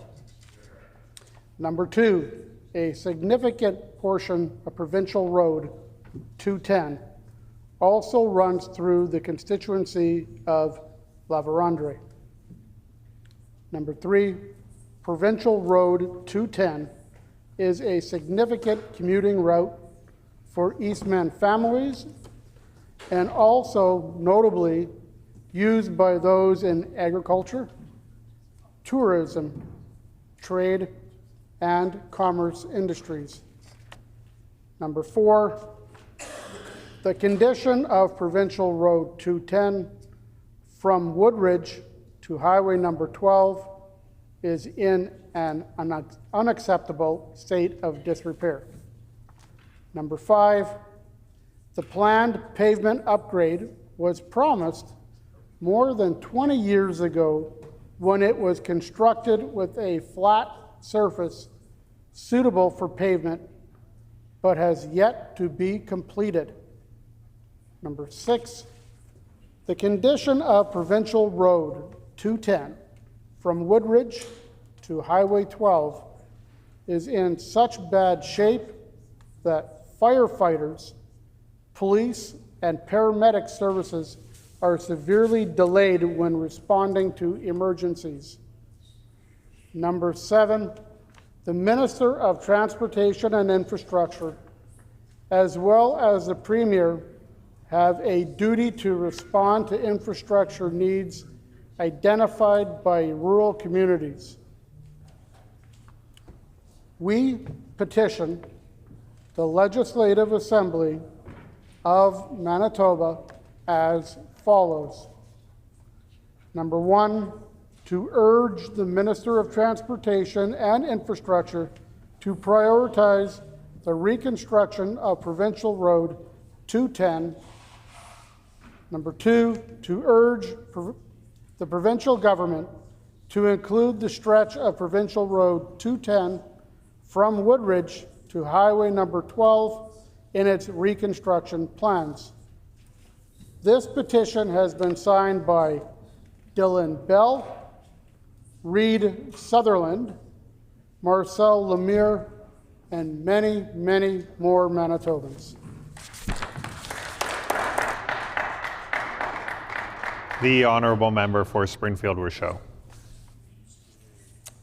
I wish to present the following petition to the Legislative Assembly of Manitoba.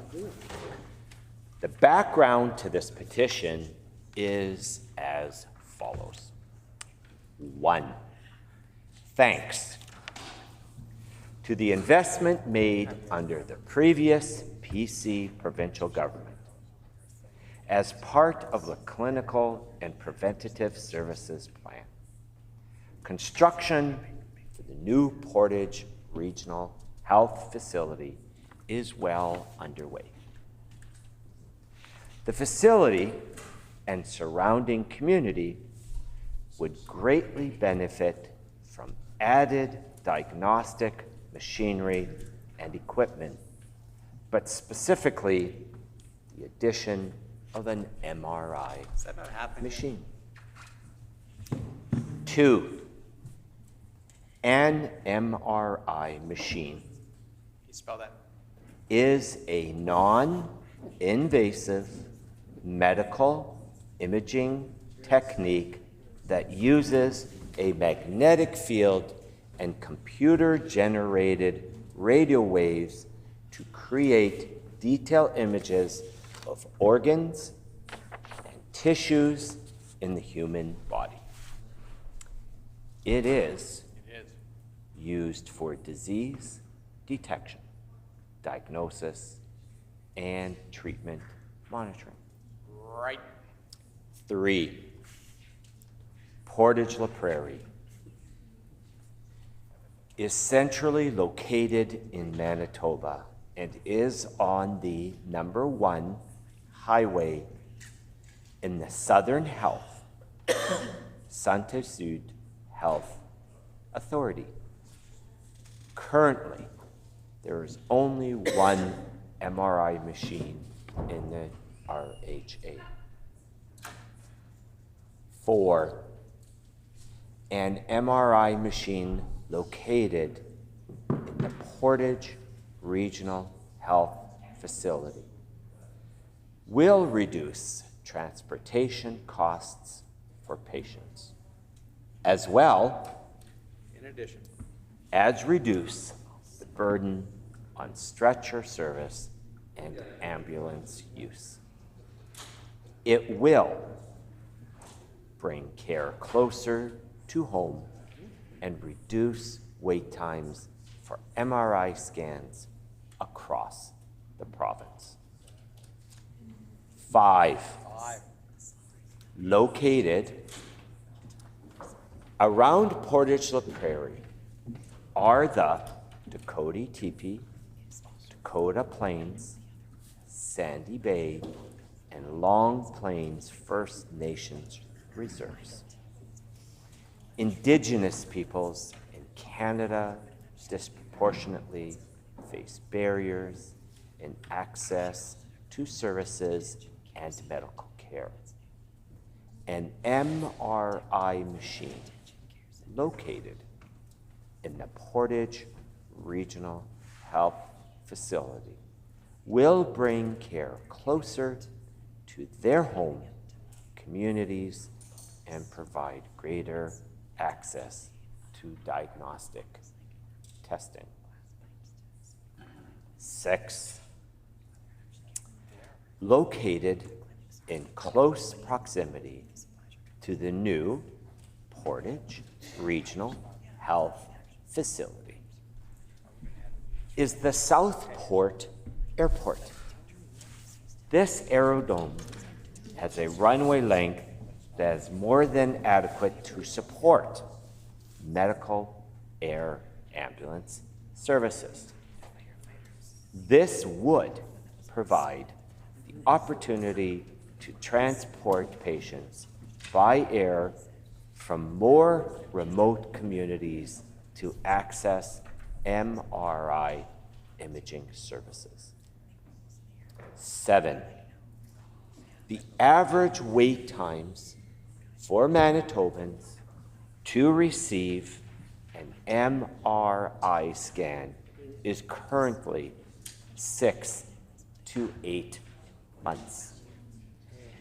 Having an MRI machine in the Portage Regional Health Facility will help reduce these wait times for patients and provide better care sooner. We petition the Legislative Assembly of Manitoba as follows: to urge the provincial government to support the investment and placement of an MRI machine in the Portage Regional Health Facility in Portage La Prairie, Manitoba. This is signed by Arisha Agarwal, AJ Agarwal, Judy Verwey, and many other Manitobans.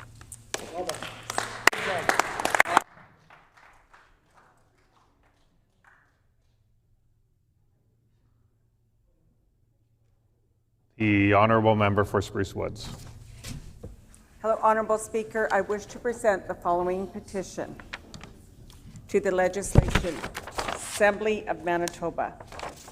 The background to this petition is as follows. Number 1, the federal government has mandated a consumption-based carbon tax with the stated goal of financially pressuring Canadians to make decisions to reduce their carbon emissions. Number 2, Manitoba Hydro estimates that even with a high-efficiency furnace, the carbon tax is costing the average family over $200 annually, even more for those with older furnaces. Number 3, home heating in Manitoba is not a choice or a decision for Manitobans to make. It is a necessity of life, with an average of almost 200 days below 0 degrees Celsius annually. Number 4, The federal government has selectively removed the carbon tax of home heating oil in the Atlantic provinces of Canada, but as indicated, they have no intention to provide the same relief to Manitobans heating their homes. Number 5, Manitoba indicates the natural,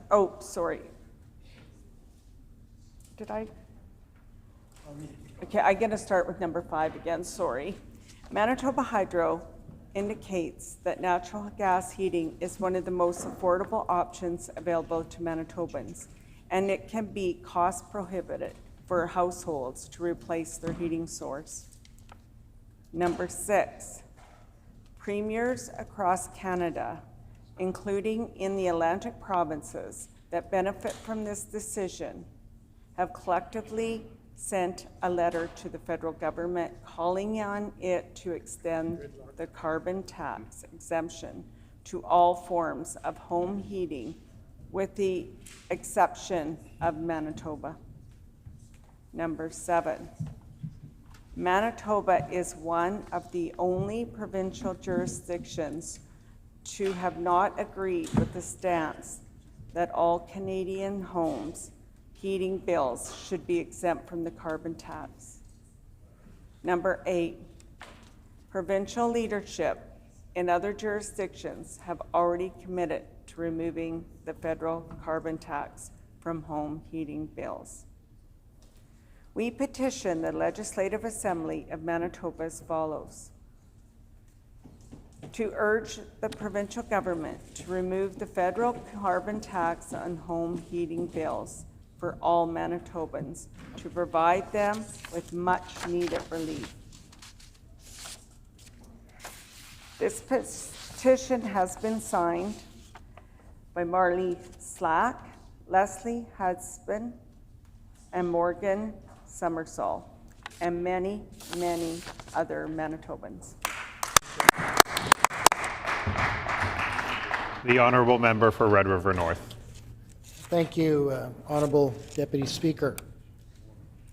Honourable Deputy Speaker, I wish to present the following petition to the Legislative Assembly of Manitoba. The background to this petition is as follows. Number 1, thanks to the investment made under the previous PC provincial government as part of the Clinical and Preventative Services Plan, construction for the new Portage Regional Health Facility is well underway. The facility and surrounding community would greatly benefit from added diagnostics, the machinery and equipment, but specifically the addition of an MRI machine. Number 2, an MRI machine is a non-invasive medical imaging technique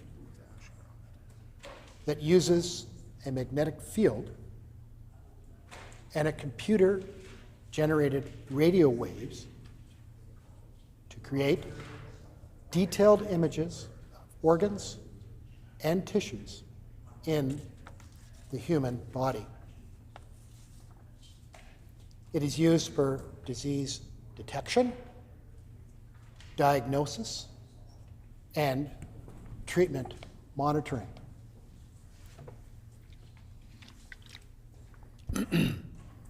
Number 3, Portage La Prairie is centrally located in Manitoba and is on the number 1 highway in Southern Health, Saint-Sud Health Authority. Currently, there is only one MRI machine in the RHA. Number 4, an MRI machine located in the Portage Regional Health Facility will reduce transportation costs for patients, as well as reduce the burden on stretcher services and ambulance use. It will bring care closer to home and reduce wait times for MRI scans across the province. Number 5, located around Portage La Prairie are the Dakota Teepee, Dakota Plains, Sandy Bay, and Long Plains First Nation reserves. Indigenous peoples in Canada disproportionately face barriers in access to services and medical care. An MRI machine located in the Portage Regional Health Facility will bring care closer to their home communities and provide greater access to diagnostic testing. That's great. Really good. Number 6, located in close proximity to the new Portage Regional Health Facility is Southport Airport. This aerodrome has a runway length that is more than adequate to support medical air ambulance services. This would provide the opportunity to transport patients by air from more remote communities to access MRI imaging services. Good stuff. Numero set, number 7. The average wait times for Manitobans to receive an MRI scan is currently 6 to 8 months. Having an MRI machine in the Portage Regional Health Facility will help reduce these wait times for patients and provide better care sooner. Great stuff. Honourable Deputy Speaker, we petition the Legislative Assembly of Manitoba as follows: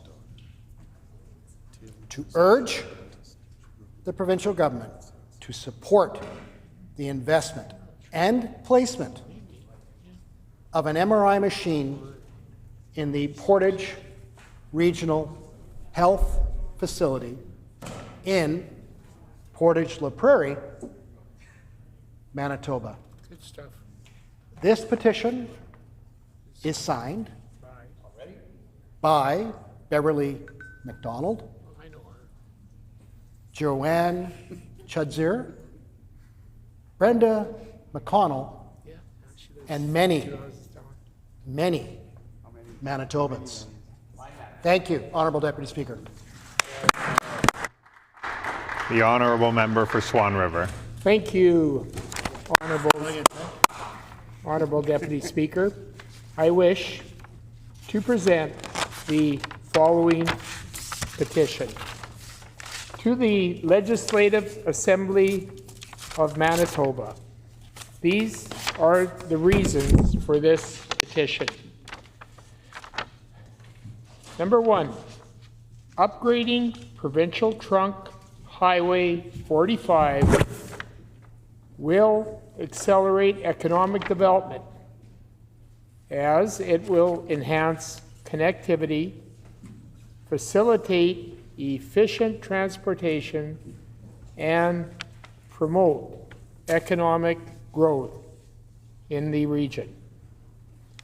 Number 2, economic development will be further enhanced as improved road infrastructure attracts businesses, encourages investment, and creates job opportunity.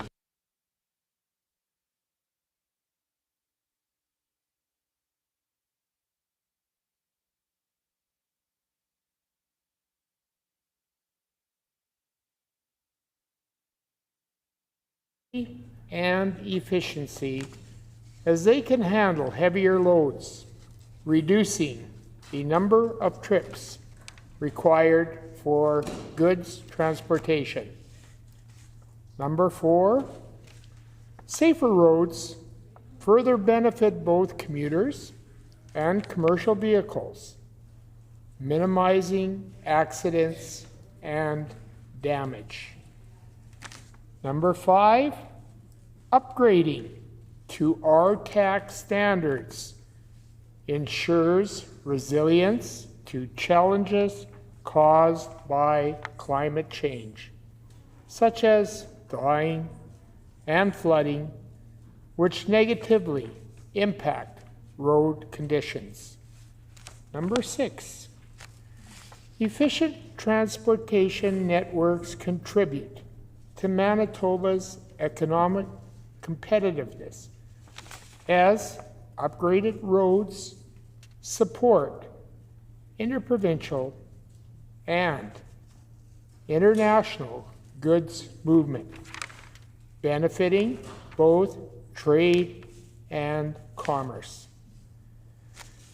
We petition the Legislative Assembly of Manitoba as follows: to urge the Minister of Transportation and Infrastructure to take the necessary steps to upgrade Provincial Trunk Highway 45 from Russell to Provincial Trunk Highway 10 to meet RTAC standards. This petition has been signed by Oliver Jocelyn, Leona Chapelski, Judy Usner, and many, many, many other Manitobans. Thank you, Honourable Speaker. The Honourable Member for Riding Mountain. Honourable Deputy Speaker, I wish to present the following petition to the Legislative Assembly of Manitoba. These are the reasons for the petition. 1. Upgrading Provincial Trunk Highway 45 will accelerate economic development as it will enhance connectivity, facilitate efficient transportation, and promote economic growth in the region. 2. Economic development will be further enhanced as improved road infrastructure attracts businesses, encourages investment, and creates job opportunities. 3.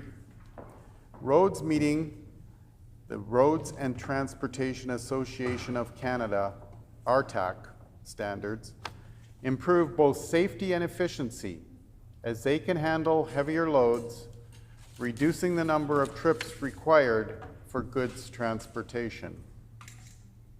4. Safer roads further benefit both commuters and commercial vehicles, minimizing accidents and damage. 5. Upgrading to RTAC standards ensures resilience to challenges caused by climate change, such as thawing and flooding, which negatively impact road conditions. 6.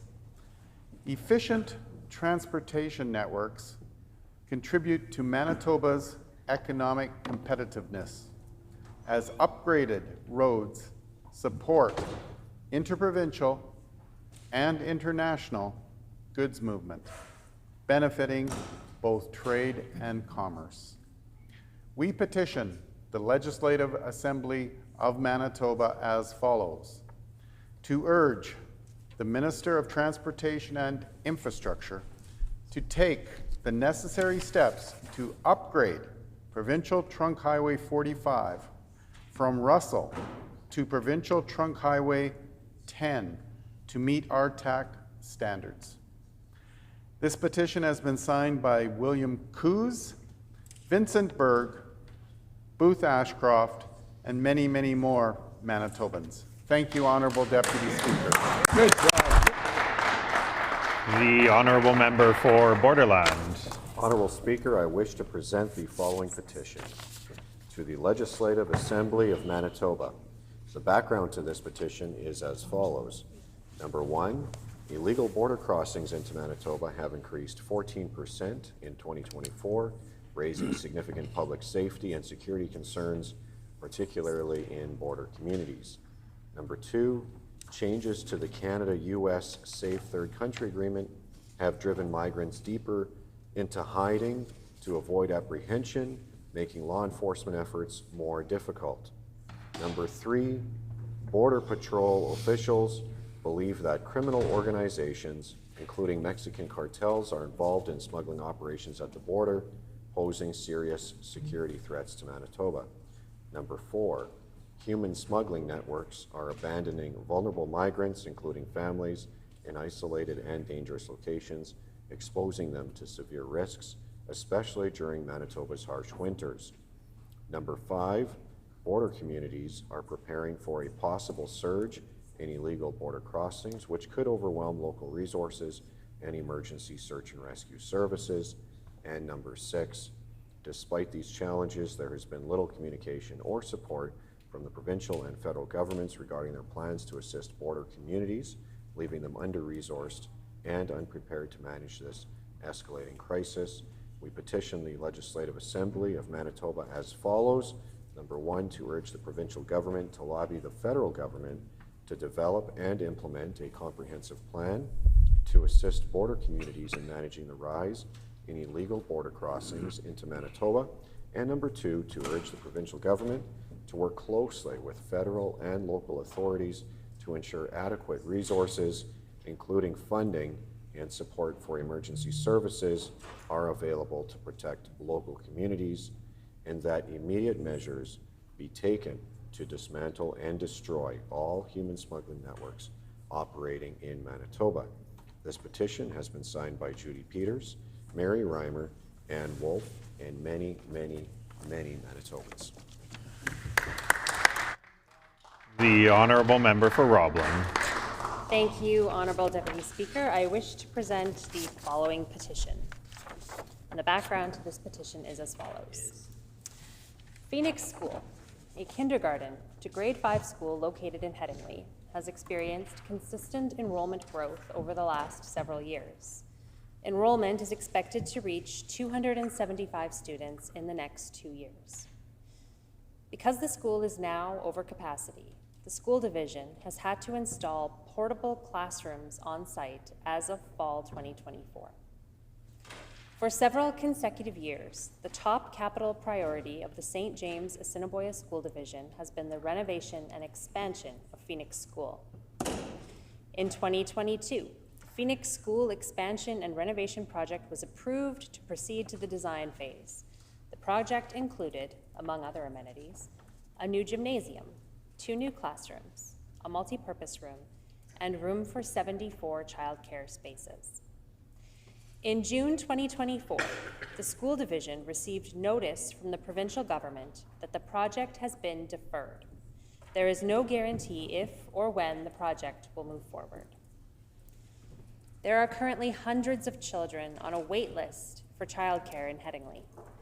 The daycare operator in Phoenix School has been told that they will continue to have space within the school for the 2024-2025 school year only, that further expansion of childcare space within the school is not possible, and that space may be reduced moving forward due to the shortage of classrooms.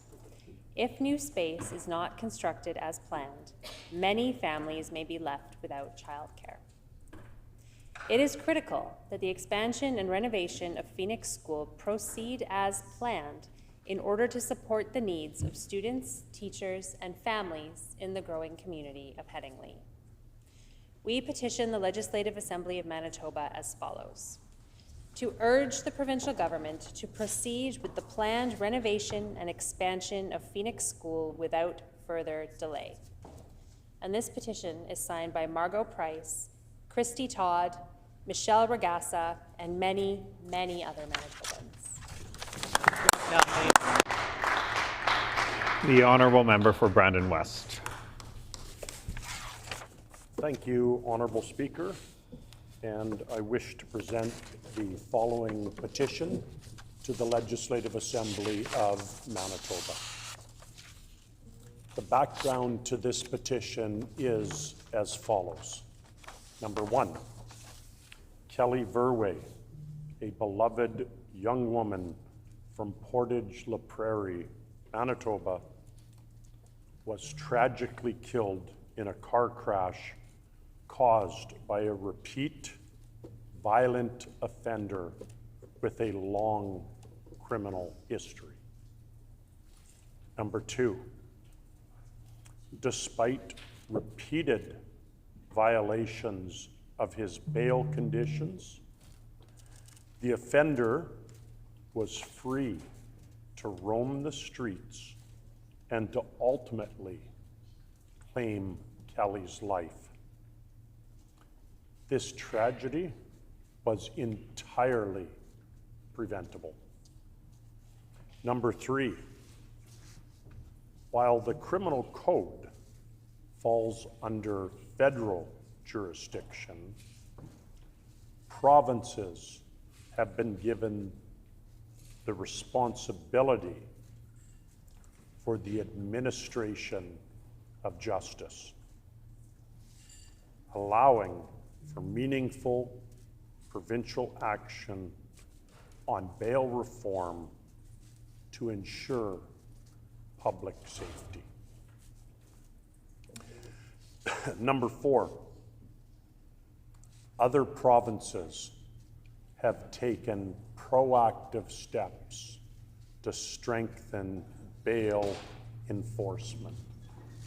But Manitoba has not used all of the available tools to address this issue efficiently. Number five, the provincial government has the ability and the responsibility to advocate for and implement measures that protect citizens by ensuring that repeat violent offenders are not released into our communities without proper safeguards. Number six, immediate action is required to close gaps in the justice system that allow dangerous criminals to remain free, which puts innocent Manitobans at risk. We petition the Legislative Assembly of Manitoba as follows. Number one, to urge the provincial government to take immediate and decisive action on bail reform to address serious deficits in enforcement by utilizing all available provincial mechanisms to strengthen warrant enforcement, increasing bail supervision, and opposing release of offenders, thus ensuring that repeat violent offenders are held accountable and public safety is prioritized over leniency. And number two, to urge the provincial government to lobby the federal government to immediately repeal provisions of the criminal code that allow for the continued victimization of law-abiding Manitobans while granting repeat offenders additional rights. Honorable Deputy Speaker, this petition was signed by Dallas Barber, Sandra Cullen, Sherwin Kabak, and many, many other fine Manitobans. Thank you, Honourable Deputy. The Honourable Member for Lac du Bonnet. Thank you, Honourable Deputy Speaker. I wish to present the following petition to the Legislative Assembly, and the background to this petition is as follows. Number one, Kelly Verwey, a beloved young woman from Portage la Prairie, Manitoba, was tragically killed in a car crash caused by a repeat violent offender with a long criminal history. Number two, despite repeated violations of his bail conditions, the offender was free to roam the streets and to ultimately claim Kelly's life. This tragedy was entirely preventable. Number three, while the criminal code falls under federal jurisdiction, provinces have been given the responsibility for the administration of justice, allowing for meaningful provincial action on bail reform to ensure public safety.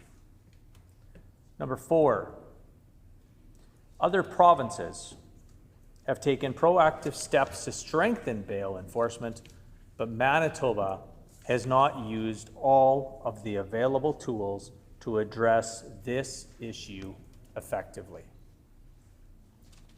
Number five, the provincial government has the ability and the responsibility to advocate for and implement measures that protect its citizens by ensuring that repeat violent offenders are not released into our communities without proper safeguards.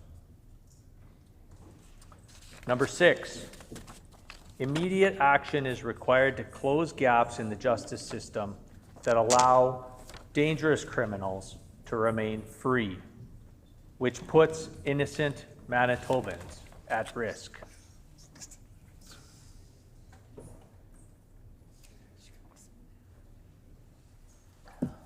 We petition the Legislative Assembly of Manitoba as follows. Number one, to urge the provincial government to take immediate and decisive action on bail reform to address serious deficits in enforcement by utilizing all available provincial mechanisms to strengthen warrant enforcement, increasing bail supervision, and opposing release of offenders, thus ensuring that repeat violent offenders are held accountable and that the public safety is prioritized over leniency. And number two, to urge the provincial government to lobby the federal government to immediately repeal provisions of the criminal code that allow for the continued victimization of law-abiding Manitobans while granting repeat offenders additional rights. Honourable Deputy Speaker, this petition is signed by Kennedy Hardridge, Eric Hardridge, and Shelley Gray, and many, many more fine Manitobans. Honourable Deputy Speaker.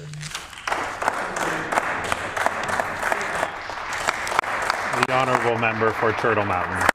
Thank you, Honourable Deputy Speaker. I wish to present the following petition to the Legislative Assembly of Manitoba. The background of this petition is as follows. Number one, small businesses are vital to supporting their local economy, and the provincial government has the responsibility to act and support them. Number two, the recent increase in vigilantism shows that Manitobans do not trust the provincial government to fulfill its responsibility. Number three, more than a half, 54% of small businesses in Manitoba are impacted by crime.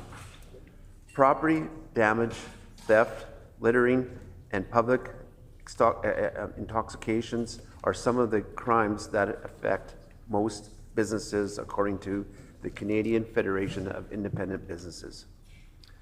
There has been a 44% increase in shoplifting incidences over the last year. Number 4, in order to combat the rise in crime, some businesses try, unaided, and implement various out-of-pocket security measures and safety training for their staff, and they face increasing costs when they are incurred property damage or theft. Number 5, vandalism, break-ins, and other senseless acts cannot be accepted as the cost of doing business. For businesses throughout Manitoba, the provincial government must do more to ease the burdens small businesses are carrying with its catch and release justice system. Number 6, failing to support small businesses in failing the Manitoba economy, failing Manitoba families, and failing Manitoba's dreams. Number 7, the security rebate program in replace of the homeowners and small businesses does not cover the real costs of impacting businesses such as vandalism, property damage, and repairs. We urge the Legislative Assembly of Manitoba as follows: to urge the provincial government to support Manitoba small businesses through specific funding to reimburse the expenses, the insured deductibles that they incur as a result of crime. This has been signed by Chance Horn, Dwight Berry, and Dirk Michalak, and many other fine Manitobans. The honourable member for Steinbach. Are you still Thank here? you very much, Honourable Deputy Speaker. I wish to present the following petition to the Manitoba Legislature. The background to this petition as follows. 1, thanks to the investment made under the previous PC provincial government as part of the Clinical and Preventative Services Plan, construction for the new Portage Regional Health Facility is well underway. The facility and surrounding community would greatly benefit from added diagnostic machinery and equipment, but specifically the addition of an MRI machine. 2, an MRI machine is a non-invasive medical imaging technique that uses a magnetic field and computer-generated radio waves to create detailed images of organs and tissues in the human body. It is used for disease detection, diagnosis, and treatment monitoring. 3, Portage la Prairie is centrally located in Manitoba and is on the number 1 highway in Southern Health, Sante Sud Health Authority. Good MLA. Currently, there is only 1 MRI machine in the RHA. 4, an MRI machine located in the Portage Regional Health Facility will reduce transportation costs for patients as well as reduce the burden on stretcher service and ambulance use. It'll bring care closer to home and reduce wait times for MRI scans across the province. 5, located around Portage la Prairie are the Dakota Teepee, Dakota Plains, Sandy Bay, and Long Plains First Nations reserves. Indigenous people in Canada disproportionately face barriers in access to services and medical care. An MRI machine located in the Portage Regional Health Facility will bring care closer to their home communities and provide greater access to diagnostic testing. 6, located in close proximity to the new Portage Regional Health Facility is Southport Airport. This aerodrome has a runway length that is more than adequate to support medical air ambulance services. This would provide the opportunity to transport patients by air from more remote communities to access MRI imaging services. 7, the average wait times for Manitobans to receive an MRI scan is currently 6 to 8 months. Having an MRI machine in the Portage Regional Health Facility will help reduce these wait times for patients and provide better care sooner. We petition the Legislative Assembly of Manitoba as follows: to urge the provincial government to support the investment and placement of an MRI machine in the Portage Regional Health Facility in Portage la Prairie, Manitoba. And Honourable Deputy Speaker, this petition is signed by Kelly Robinson, Kimberly Nickel, Jamie Morrisseau, and many other fine Manitobans. The honourable member for La Vérendrye. Thank you, Honourable Deputy Speaker. I wish to present the following petition to the Legislative Assembly of Manitoba. The background to this petition is as follows. 1. The residents of La Vérendrye and other areas around Manitoba are extremely frustrated and concerned by the provincial government's decision to cancel the school expansion project for the Green Valley School in Grunthal. 2. In 2021, the PC provincial government committed funding to expand Green Valley School for a new gymnasium and classrooms. 3. The school is so crowded that 3 mobile classrooms were added to alleviate overcrowding in classrooms. 4. In order for construction to begin, the school removed all 3 portable classrooms, leaving Green Valley in a further critical state of overcrowding. 5. As a result of overcrowding, parents are choosing to homeschool their children due to safety concerns and the challenges associated with overcrowding. 6. The current Premier of Manitoba and the Minister of Education and Early Childhood Learning have said they are committed to investing in education. 7. The concerns of residents of La Vérendrye and the surrounding area are being ignored by the provincial government. 8. The lack of space in the school is affecting the quality of education and extracurricular activities for students. 9.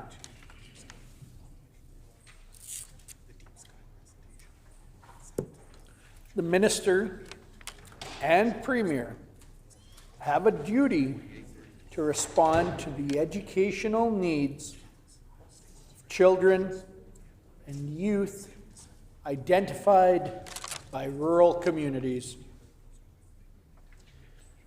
We petition the Legislative Assembly of Manitoba as follows. 1. To urge the Minister of Education and Early Childhood Learning to immediately bring back the 3 portable classrooms to help alleviate the stress and overcrowding classrooms. 2, to urge the provincial government to reinstate the expansion project for Green Valley School. This petition has been signed by Katana McDougall, Richard Hess, Rod West, and many, many other Manitobans. The honourable member for Lakeside. Thank you, Honourable Deputy Speaker. And I wish to present the following petition to the Legislative Assembly of Manitoba. And the background to this petition is as follows.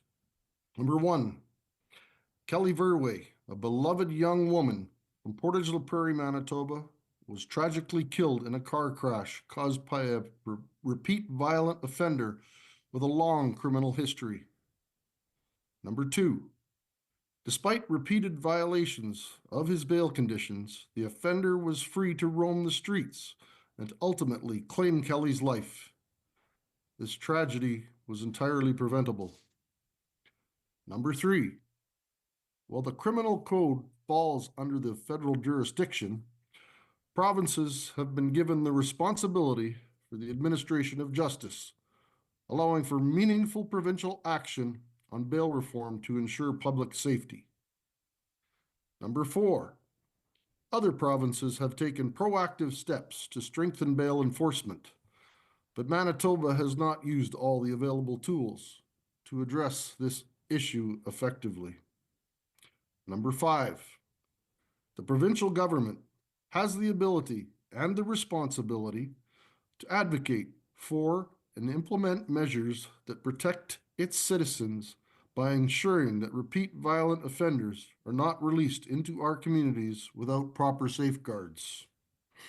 Number 6, immediate action is required to close gaps in the justice system that allow dangerous criminals to remain free, which puts innocent Manitobans at risk. We petition the Legislative Assembly of Manitoba as follows. Number 1, to urge the provincial government to take immediate and decisive action on bail reform to address serious deficits in enforcement by utilizing all available provincial mechanisms to strengthen warrant enforcement, increasing bail supervision, and opposing release of offenders, thus ensuring the repeat violent offenders are held accountable and that public safety is prioritized over leniency. And number 2, to urge the provincial government to lobby the federal government to immediately repeal provisions of the criminal code that allow for the continued victimization of law-abiding Manitobans while granting repeat offenders additional rights. This petition has been signed by Amanda Clemis, Rod Delarock, Matt Park, and many, many Manitobans. Thank you. The honourable member for Morden Winkler. Yes. Thank you, Honourable Speaker. I wish to present the following petition.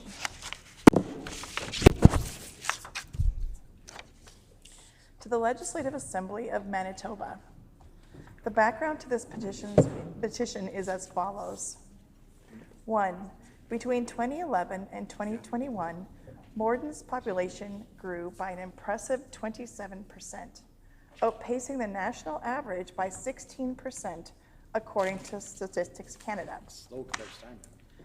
2. While growth is welcome and encouraged, Morden has long faced a critical need for infrastructure upgrades to meet current demands and support future development.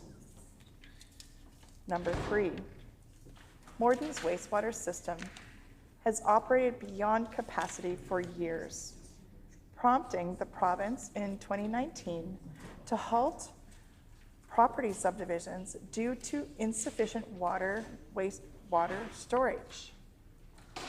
Number 4, as of 2024, after exploring all options, the city announced in July that the estimated cost for critical infrastructure upgrades has risen from $70 million to $88 million and to $108 million. Number 5. These revised estimates leave Morden with a significant funding shortfall of $13 to $33 million. Number 6.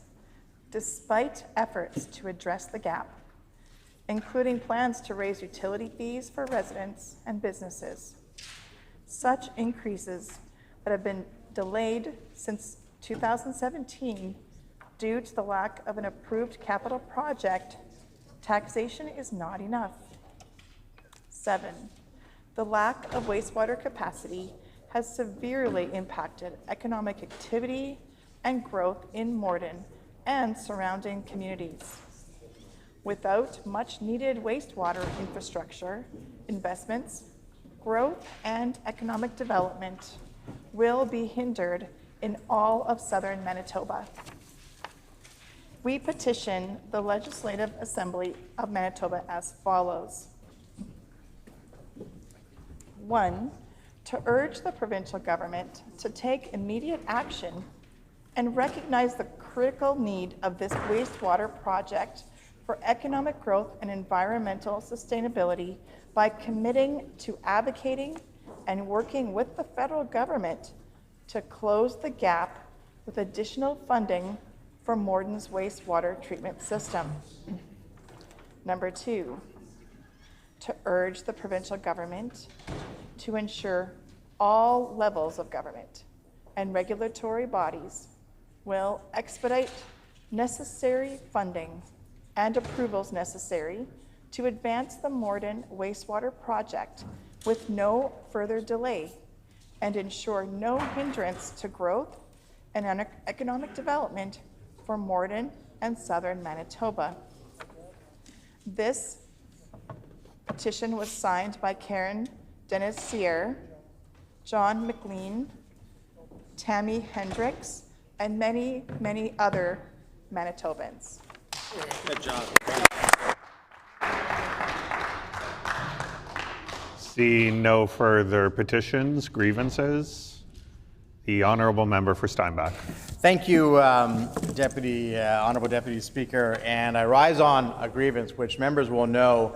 Members only have one per legislative session to bring forward issues of concern to them and to their constituencies. So I don't do this lightly, knowing it is my only opportunity to do so during this session. But as I've listened to debates and I've heard our esteemed finance critic pose important questions to the finance minister, particularly with the issue regarding the province's commitment and yet inability, it seems, to balance the budget, I feel that I do need to bring forward the concerns that I've been hearing from my constituents and also from Manitobans more broadly. Specifically, and I'll be honest and clear as I can on this issue, Honourable Deputy Speaker, while staying within parliamentary language, my constituents don't believe this government. They simply don't believe the commitment that was made 2 years ago that they were going to balance the budget.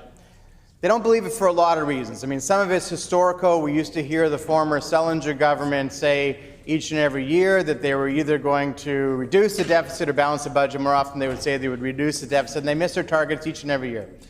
I don't remember a year that the Sellinger government was in power. They actually met their target. And in fact, I would say to members opposite, if you'd go back and look at the budgets that were brought forward by the NDP government at that time, and the targets that they set out for deficit reduction, they not only never met them, they missed them in an extraordinary way. And of course, we know what happened as a result of that.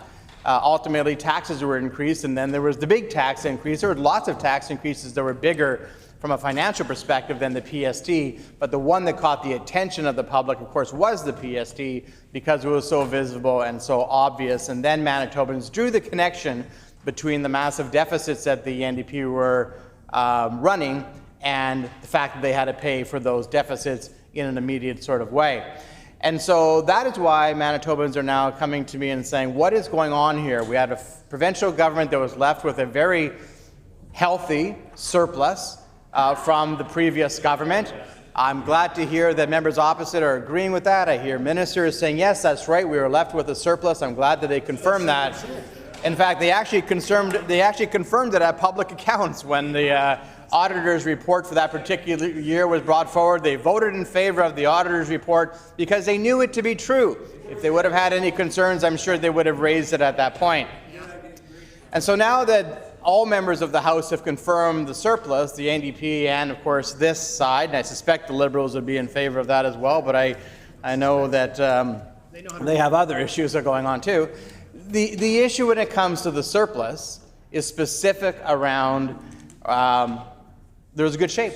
There was a good opportunity for the government to still be able to bring in their own programs that they ran on and maintain a good financial situation. But what did they do instead? They brought in a record surplus and a non-flood, non-pandemic year.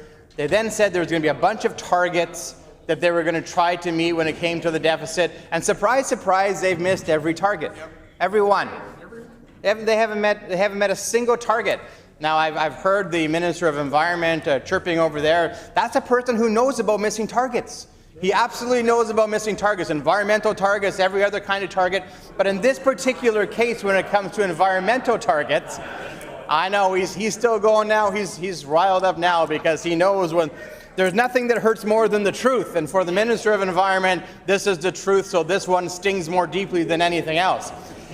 But if he actually had the opportunity to speak to the Minister of Finance, and I actually don't know who talks to each other there anymore, if they actually talk to each other, but if he actually talked to the Minister of Finance, he could ask him the poignant question, well, when exactly and how are we actually going to balance this budget that we promised 2 years ago? Because every year that the budget comes out or the quarterly updates come out, they're getting further and further away from that. They miss their deficit projections more and more. Of course, we all know what's going on in the economy. There's great uncertainty with the tariffs that have been brought in by the United States, tariffs that we're facing from China, tariffs from other countries, great uncertainty from a fiscal perspective. Now, the federal Liberals have already said that they're going to be bringing in a massive deficit in the tens and tens of billions of dollars. They've already forecast to Canadians to buckle up, put your helmets on, get ready for the mother of all deficits when it comes to the federal Liberal government. That apparently is coming in about 3 weeks. Of course, they didn't want to bring in a budget at all. They apparently were going to run the country without ever bringing in a budget, but they were forced to bring in one this fall. But the mother of all deficits is going to be coming in from the federal government. They've already prepared us for that. Meanwhile, we've got the finance minister here who is going along and saying, don't worry, be happy, everything's fine. And yet when you look at the books, you clearly know that's not true. The last financial update that they put out with the quarterly report, it was clear they're missing every projection. Again, just like the Selinger government. In fact, I don't think there's been an NDP government, when you combine the Canoe government and the Selinger government, that's actually met a fiscal quarterly target in about 6 or 7 years. I'm happy to be proven wrong, but I think they've actually missed every one of those targets for 6 or 7 years. But the finance minister says, oh, don't worry, be happy. Somehow we're going to magically balance this budget. Now, I did hear the minister, or the premier say, oh yeah, I've given targets now to the departments. He said this at a press conference, an unrelated press conference a few days ago. He said, I've given targets to the department for all of them to cut their budgets.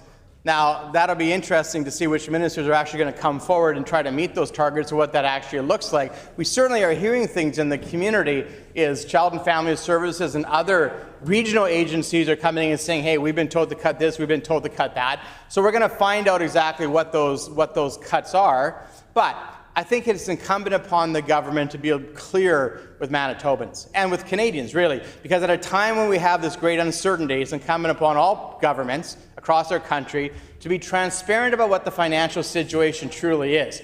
Businesses need to know, Manitobans need to know. We don't know what kind of a trade deal, if any, we're going to get with the Americans. Of course, we hope that we get a good deal. We actually hope that they would continue to live under CUSMA because we think that deal is just fine. But whatever is going to happen, we need to know what our prospect is for trade. We need to know what the prospect is for tariffs. But just as importantly in Manitoba, We need to know what the prospect is for the finances. What is the deficit going to be? Let's put aside the issue of the balanced budget. I don't think anybody in this House or in the public believes that the NDP government is ever going to balance the budget. I don't think they believe that if the times were good, if the crops were full, if there was no tariffs, if there was record surpluses from the federal government, which I think there actually are right now, that they would ever balance the budget even then. Nobody actually believes that the NDP is going to balance the budget in good times, let alone difficult times. But then the question is, what's going to happen? So if the Treasury Board, through the Minister of Finance, has sent memos out to all the different departments, and they would have done it already at this time of the year, that this is your target for expenditures that you have to meet, and to drill down those savings, Manitobans need to know, what are those targets? What are the expectations that are going to come, that are going to hurt Manitobans? And what is that deficit going to be that ultimately is going to have to be repaid through higher taxes by Manitobans? We need to know that. Now, there are different ways that the Minister of Finance could do that. I suppose he could bring in a fall economic statement. I don't suspect that's going to happen. He could simply bring forward a more clarity on the quarterly reports. He could bring forward a revised budget. There are actually lots of different ways that the Finance Minister can bring that forward. The only thing that isn't acceptable is to continue on with the blinders and to say, yeah, we're going to balance the budget. Don't worry. We're going to somehow magically balance the budget, even though we took a $300 and some million surplus and turned it into a $2 billion deficit. We're somehow going to balance this budget. Nobody believes it. Nobody feels that's going to happen. And I know there's some magical pixie dust going over there, and we saw the Premier come out and bring forward an economic plan that says we're going to grow the economy in 2040 or 2050 or something like that, when probably nobody, maybe other than the member for Elmwood, is actually going to be in this House still in 2050. But I mean, like, that's absolutely ridiculous to suggest that in 2050, we're going to actually turn around and try to grow the budget at that time. So, well, I'm glad to hear that the Minister of Family is concerned about my future and my well-being. I appreciate that. She's got lots of other concerns she should be worried about. Sorry, the Minister of Housing and Addiction. Minister of Families clearly has other problems too. There's lots of problems over on that side of the House, and I'm not trying to fix any of them. The only one that I'm trying to deal with today is to ensure that the Minister of Finance is clear with Manitobans, that he actually brings forward the clear facts to Manitobans, what is actually happening on the finances. Nobody believes there's going to be a balanced budget, but where are the targets for cuts coming from? What are Manitobans going to have to pay in the future because of missing all of those targets and turning a surplus into a deficit, and how much and how deep are they going to be reaching into our pockets? Thank you very much.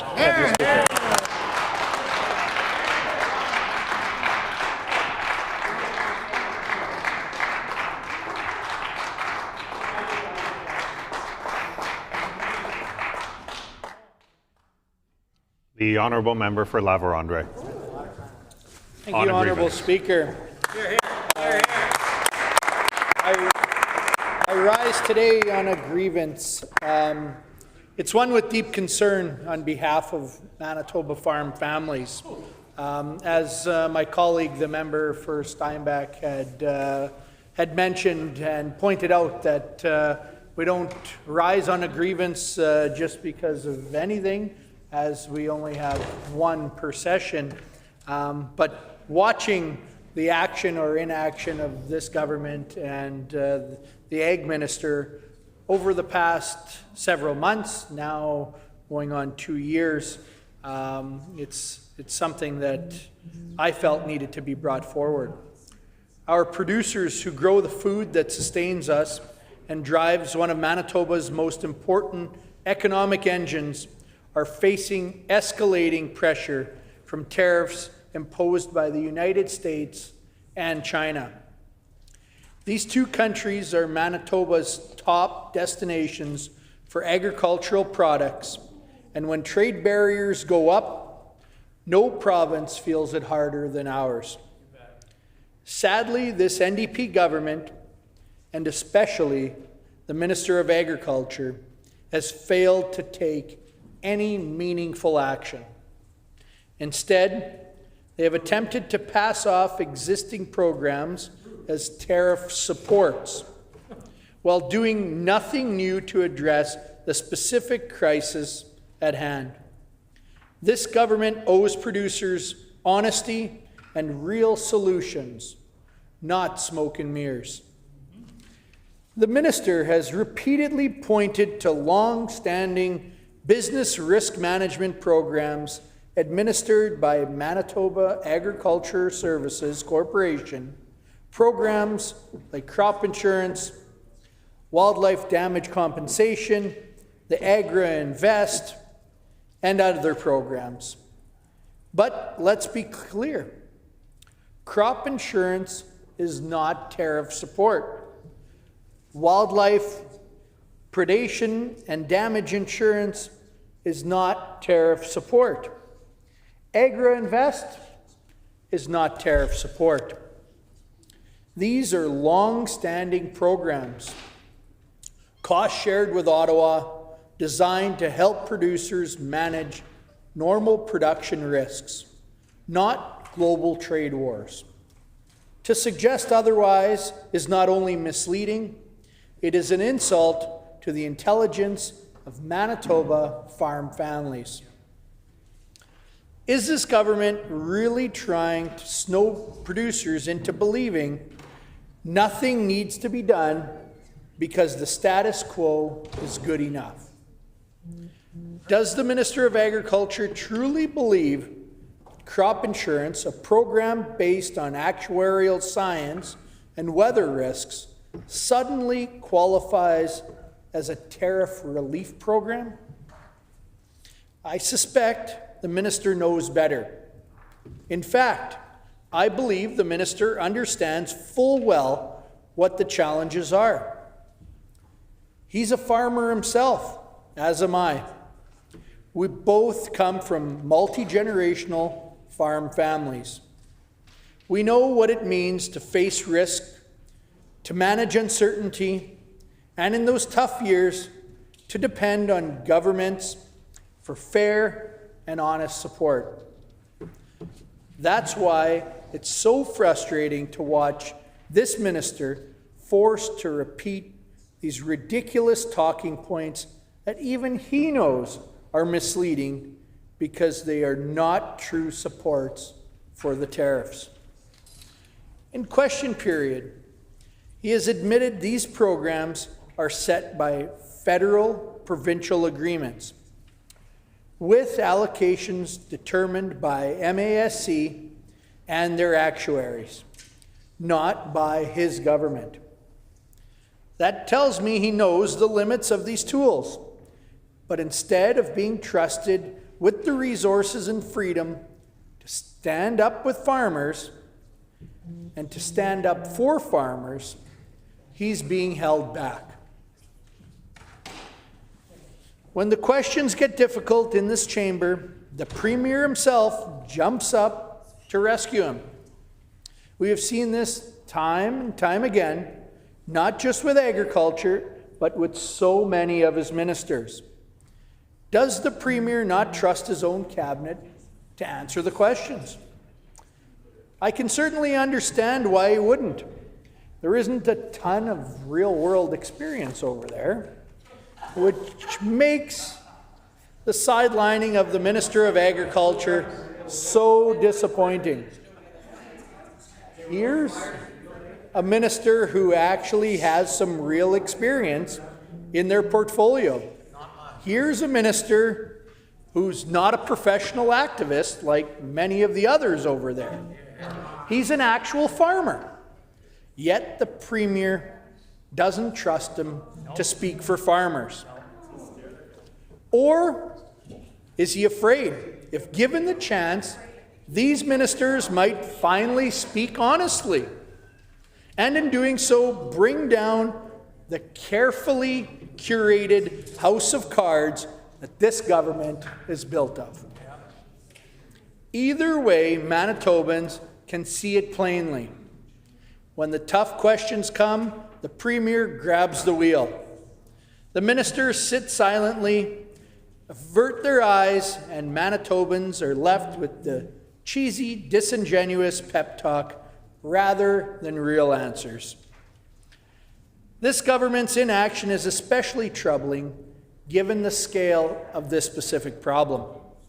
China's retaliatory tariffs on Canadian canola, soybeans, and pork have struck a direct blow to Manitoba producers. Each year, Manitoba exports over $1 billion worth of canola and soybeans to China alone. Pork exports regularly top hundreds of millions of dollars. These are not abstract numbers. They represent farm income, jobs in processing, and the backbone of our rural communities. These numbers represent real Manitobans. When those markets slam their doors on Manitoba's exports, our producers are left with nowhere to turn. Bin-busting harvests become worthless when there are no markets to access. Livestock herds can't simply be paused while governments wearing their hands. Every day without action is another day of lost income and lost opportunity for Manitoba farm families. The NDP government knows these numbers. They know the impact, and yet they remain silent. The Premier is leading partisan pep rallies, the Minister is missing, and farmers are shaking their heads. Now contrast this with what we've seen elsewhere. When tariffs began to hit, the federal government stepped up. They brought forward increased loan limits under the Advance Payments Program. Producers could access up to $1 million in loans with $250,000 interest-free to help manage cash flow during market disruptions. Was this perfect? Of course not. But it at least was a concrete measure that acknowledged the problem. To compare to our neighbors, Saskatchewan Premier Scott Moe led a trade mission to China to stand shoulder to shoulder with their producers, to keep doors open, to keep the conversation going, and to make the case for prairie producers. As a result, they've successfully opened up Asian markets in the tune of $10 billion. That's $10 billion for Saskatchewan farmers, but it also means $10 billion of ag sales for Canada. But Manitoba, nowhere to be seen. Here's the point I want to make clear. I believe the minister knows better. He's a farmer, like some other 15,000 Manitoba families. He has seen the challenges firsthand, and I don't doubt that he understands what it takes. At the end of the day, this grievance is about trust. Farmers need to be able to trust their government will have their backs when global forces beyond their control threaten their livelihoods. Right now, that trust is being broken. Thank you, Honourable Speaker.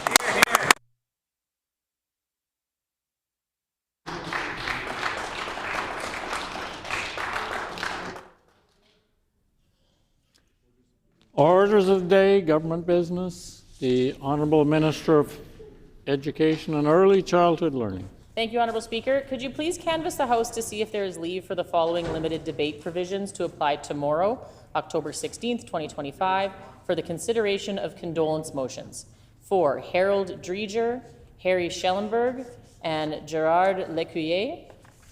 Number one, up to 2 members from recognized parties and each independent member may speak to each motion. And number 2, each member may speak for up to 10 minutes. Furthermore, is there leave for consideration of the condolence motions to occur immediately following oral questions tomorrow, postponing petitions and grievances until consideration of the motions is complete? Is there leave for the following limited debate provisions to apply tomorrow, October 16, 2025, for the consideration of condolence motions for Harold Dreger, Harry Schellenberg, and Gerard Lecuyer?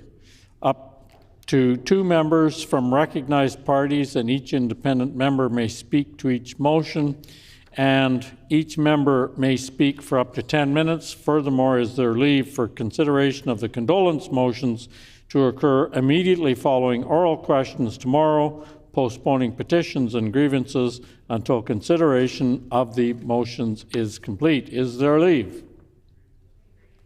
Leave has been granted. The Honourable Minister of Education and Early Childhood Learning. Thank you, Honourable Speaker. Can you please call the start of third reading of Bill 12, the Housing and Renewal Corporation Amendment Act, followed by the start of third reading of Bill 40, an act respecting O Canada and other observances and land treaty acknowledgements in schools, the Education Administration Act and Public Schools Act amended, followed by second reading debate of Bill 49, the Manitoba Public Insurance Corporation Amendment Act 2. It has been announced that we will now move to concurrence and third reading of Bill 12, the Housing and Renewal Corporation Amendment Act, followed by Bill 40, an act respecting O Canada and other observances and land treaty acknowledgements in School Education Administration Act and Public Schools Act amended, followed by debate on second reading of Bill 49, the Manitoba Public Insurance Corporation Amendment Act 2. So, we will now move to concurrence and third reading of Bill 12, the Housing and Renewal Corporation Amendment Act. The Honourable Minister of Housing, Addiction and Homelessness. Miigwech,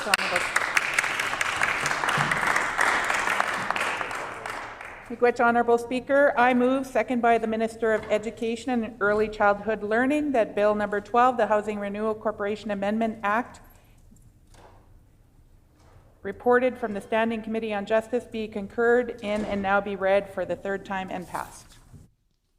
Been moved by the Honourable Minister of Housing, Addiction and Homelessness, seconded by the Honourable Minister of Education and Early Childhood Learning, that Bill number 12, the Housing and Renewal Corporation Amendment Act, reported from the Standing Committee on Justice, be concurred in and be now read for a third time and passed. The Honourable Minister of Housing, Addiction and Homelessness.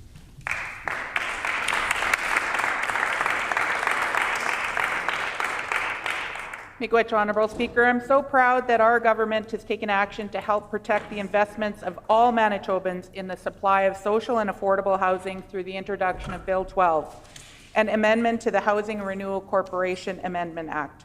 When the former Lions Place Seniors nonprofit housing was sold to an Alberta-based for-profit real estate company in 2023, Manitoba lost social and affordable housing units and tenants saw significant rent increases, and Manitobans lost their investment in a central downtown building. It became clear to us on this side of the House, Honourable Speaker, that future sales or changes of ownership of housing that receive public funds require some future checks and balances. Well, the former Conservative government was able to protect the sale of Lions Place and sold hundreds of social housing units at 185 Smith Street. The passing of Bill 12 protects Manitobans and the nonprofit housing supply. Owners of provincially funded buildings or federally funded under the social housing agreement wanting to sell will now have to receive the consent of Manitoba Housing Renewal Corporation prior to selling, demolishing, or changing the use of their building. Members opposite have suggested that Bill 12 will have a cooling effect on development. I would suggest that when those members were in government, they cancelled the building of hundreds of social and affordable housing units and sold social housing. The only cooling effect on development in this province is a Tory government. Bill 12 will help protect the long-term security of public investments in social and affordable housing and support our government priorities. It is important to Manitobans and that there is an adequate supply of affordable housing and that housing remains affordable to low to moderate income tenants. Bill 12 will apply to approximately 152 existing projects, or over 5,000 rental units will be protected by this legislation when it comes into effect on January 1st, 2026. Bill 12 will go a long way towards providing a needed measure of control over the sale or transfer of buildings that have received public funding and will help preserve our social and affordable housing stock for generations to come. I want to thank all of the Manitobans that came to present at committee and thank all of the nonprofits and those that are helping to keep social and affordable housing here in Manitoba. Miigwech, merci. The honourable member for Portage La Prairie.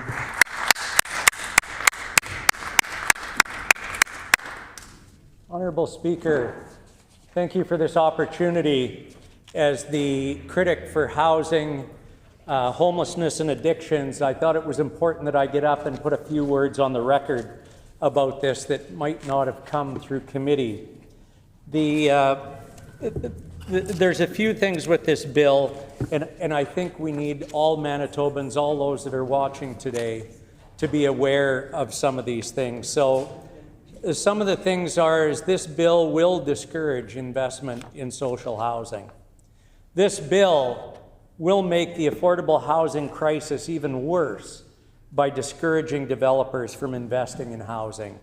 This bill meddles in the real estate market and will discourage developers from creating new housing units. This bill will hurt Manitobans looking for affordable housing. Again, I talked about it meddling in the real estate market, and that's where a lot of our information came from, was from the real estate market and developers that spoke out to us. It will discourage investors from creating new housing units. This bill will make the affordable housing crisis even worse by discouraging investors from creating new units. The bill is bad for Manitoba families looking to purchase affordable housing. Developers will be discouraged from partnering with government to build new housing units because the government will control whether or not their assets can be sold. Few questions that we heard from some of the people were, why is the government meddling in the open real estate market? Will housing costs increase because of a lack of investment from developers who don't want to partner with the government? This bill will cause housing developers to flee our province. Why is the government meddling in this? How will this help our current housing crisis and affordable living for Manitoba right now? The Housing and Renewable Corporations Amendment Act, this legislation introduced by the NDP government may sound good on paper, but let's be clear, it will do the exact opposite of what Manitobans need. We see the affordability issues that Manitobans are running into right now, including the cost of groceries, which this NDP government said that they were going to force grocery stores to hold the prices on that. By doing that, it affects the amount of money that people can spend on their housing needs. So now, does the person that's looking at buying a house, does he decide whether to make a housing payment or whether to buy groceries? Whether to pay for childcare, whether to buy groceries, or whether to buy a new house or find a place to live? At the time when Manitoba families across Manitoba are struggling to buy groceries, to afford utilities, find affordable homes, when rents are rising, and when the housing crisis is at its absolute worst in decades under this failed NDP government.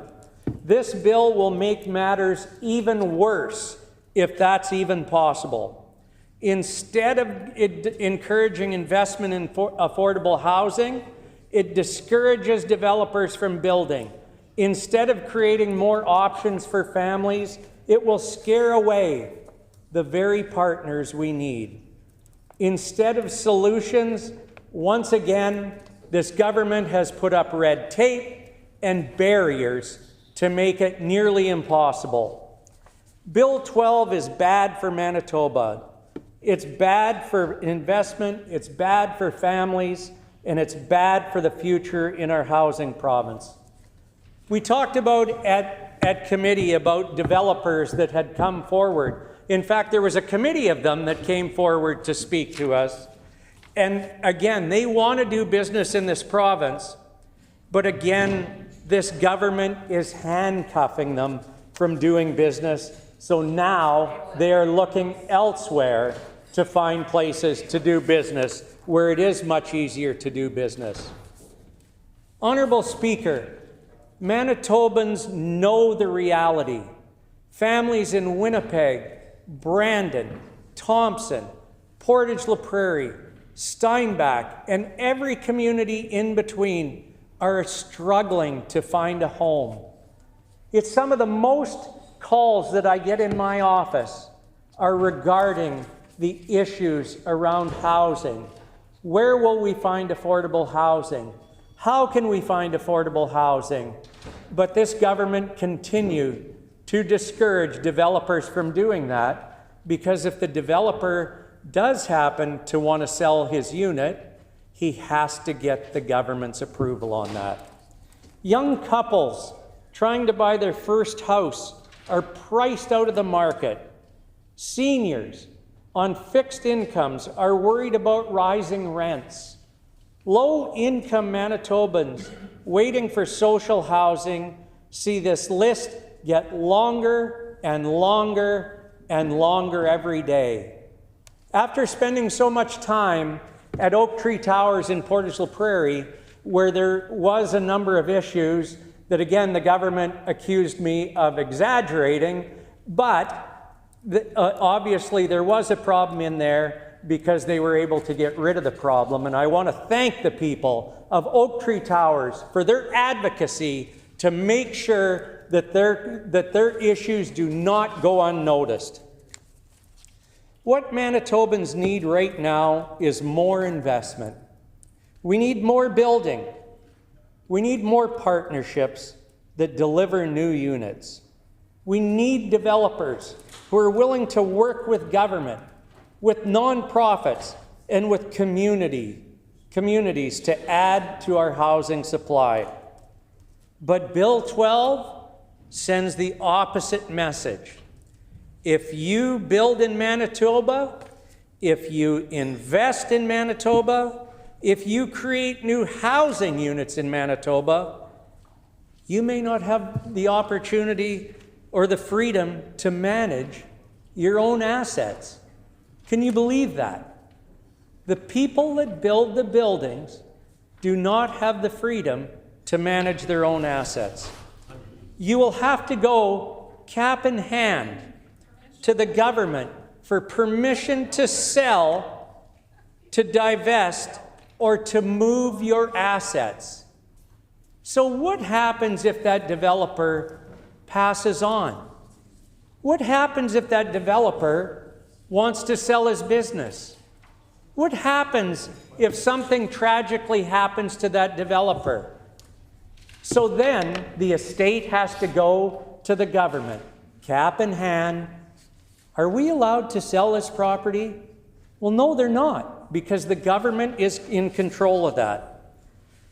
That, Honorable Speaker, is not a recipe for investment. That is a recipe for developers fleeing our province. And I can tell you that that's what's happening right now with a number of our investors that are building housing units in Manitoba. They've said no more. We cannot afford to do business here. So they're doing business, whether it's in the East or the West or in other countries, but they are not being hamstrung by a government that is not willing to deal with them. They are discouraging investment here in Manitoba. Let's not pretend otherwise. Developers and investors have choices. They can build in Manitoba, or they can take their capital to Saskatchewan, Alberta, Ontario, or anywhere else in Canada, where those governments are standing with open arms, waiting for them to come to their province, waiting for them to build more doors, waiting for them to provide more tax money for those provinces when we could be having it here in Manitoba. They can choose to invest here, or they can choose to invest where governments welcome them, not where governments interfere with their decisions. Bill 12 tells developers, the NDP doesn't trust you. Bill 12 tells investors, I'm sorry, Manitoba is closed for business. And what happens when the developers walk away? What happens when the investors say, no, no more? I am tired of somebody meddling in this real estate market. The supply of housing shrinks. The cost of housing continues to go up and up and up. The waiting list for affordable housing gets longer and longer. And we're seeing that in my own home community. As I said before, most of the questions that we get in our office is, how can I afford to live here anymore? There is no available housing for me. And the problem with that is because the government wants to meddle in the real estate business. And what happens when developers walk away? What happens when investors say no? As we said before, this list just keeps growing and growing. This bill doesn't just discourage development, it worsens the housing crisis. It punishes Manitobans looking for an affordable home. Government meddling in the market. Mr. Speaker, Honorable Speaker, my apologies. Housing markets are complex. They work when governments create stability, predictability, and fair rules. They fail. They fail when the government meddles, when the government second guesses them, when the government inserts itself into decisions that are best left to partners right here on the ground. Bill 12 is the government meddling at its worst. It requires developers to seek provincial permission to sell their own asset. It creates red tape, uncertainty, and delay. And in real estate, uncertainty kills investment. We're also concerned because of some of the developers have said to me they're concerned with some of the language that's coming from the Premier in saying that they are favoring unions to build these projects over non-union. Basically what they're doing is they're splitting the province. They're pitting us against each other. And we want to, on this side of the government, or this side of the aisle, we want to see this province continue to grow.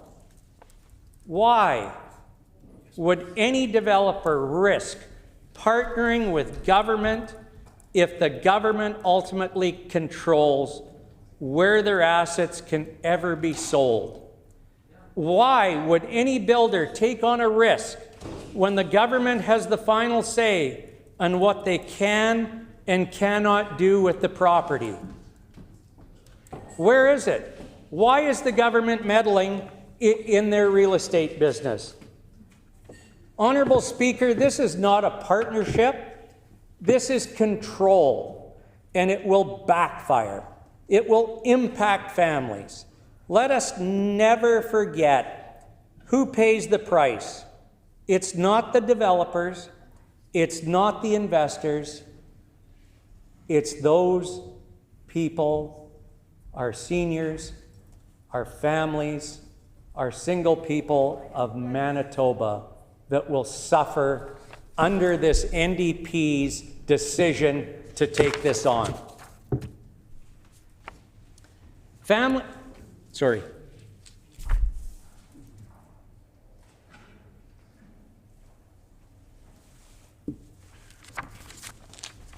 Families are already facing record inflation, record food costs, and record rent increases.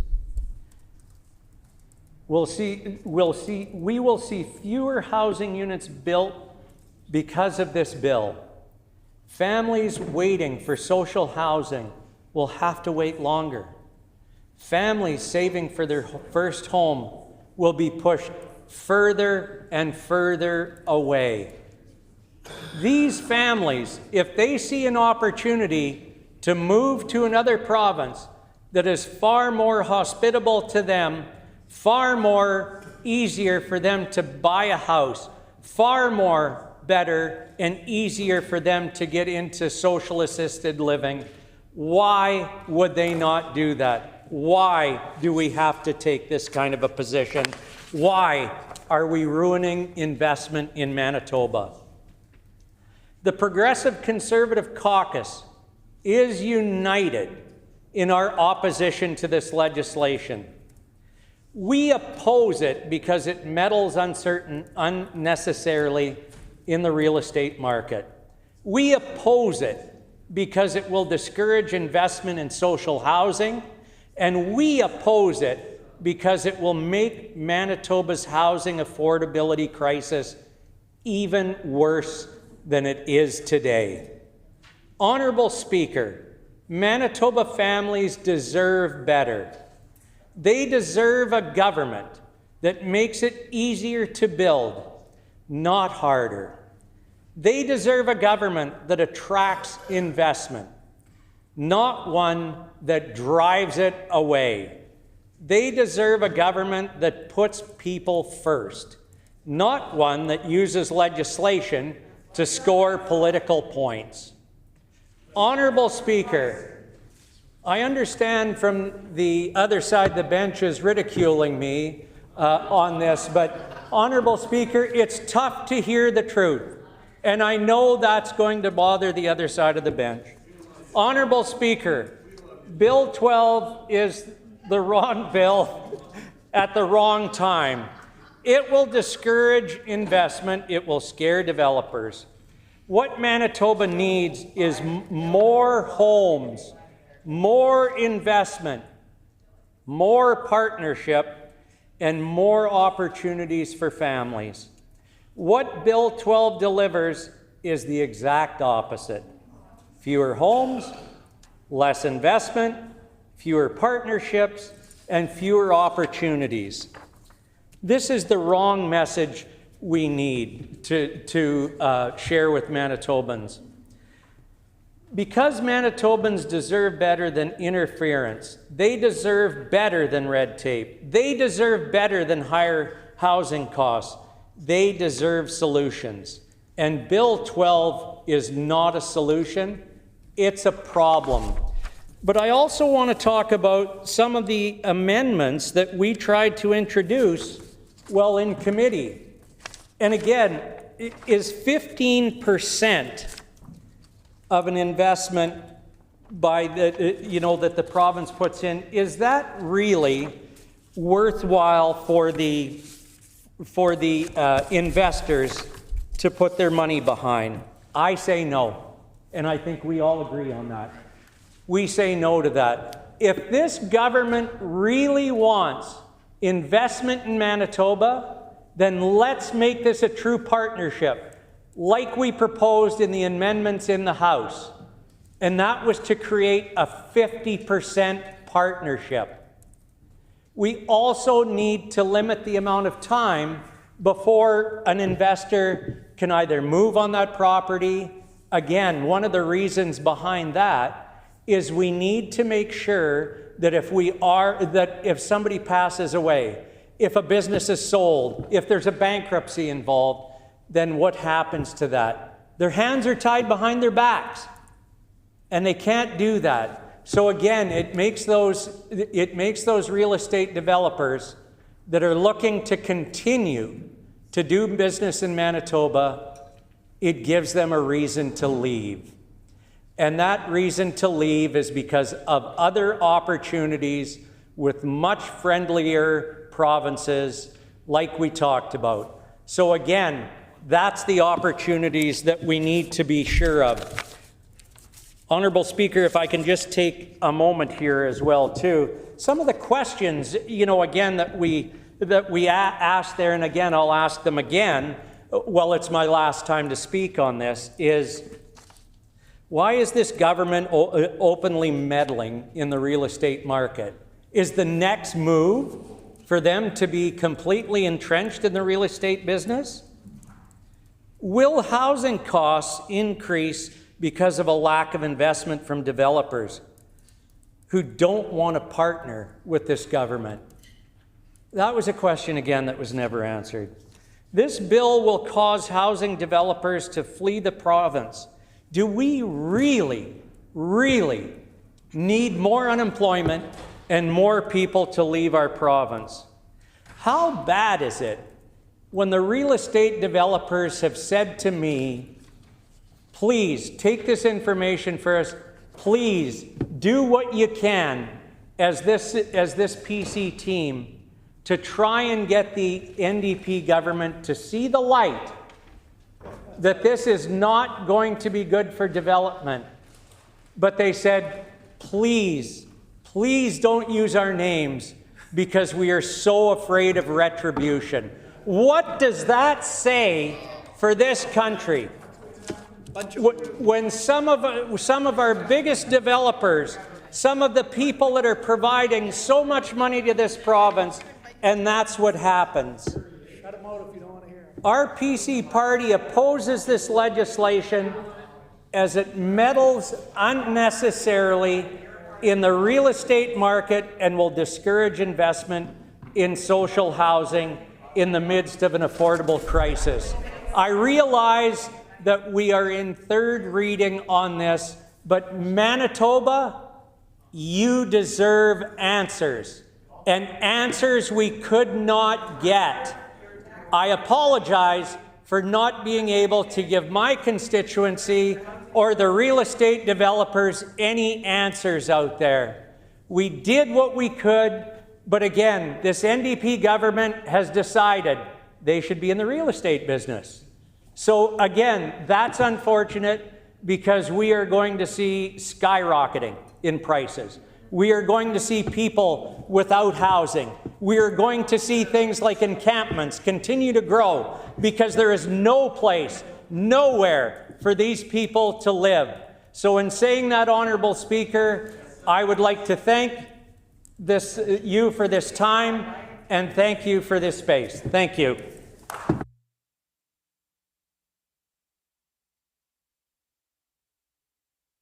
The Honourable Member for Morden Winkler. Thank you, Honourable Speaker.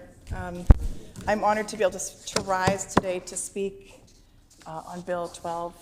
It's something that I've been looking over and consulting with the community and different organizations in the province for the last several months.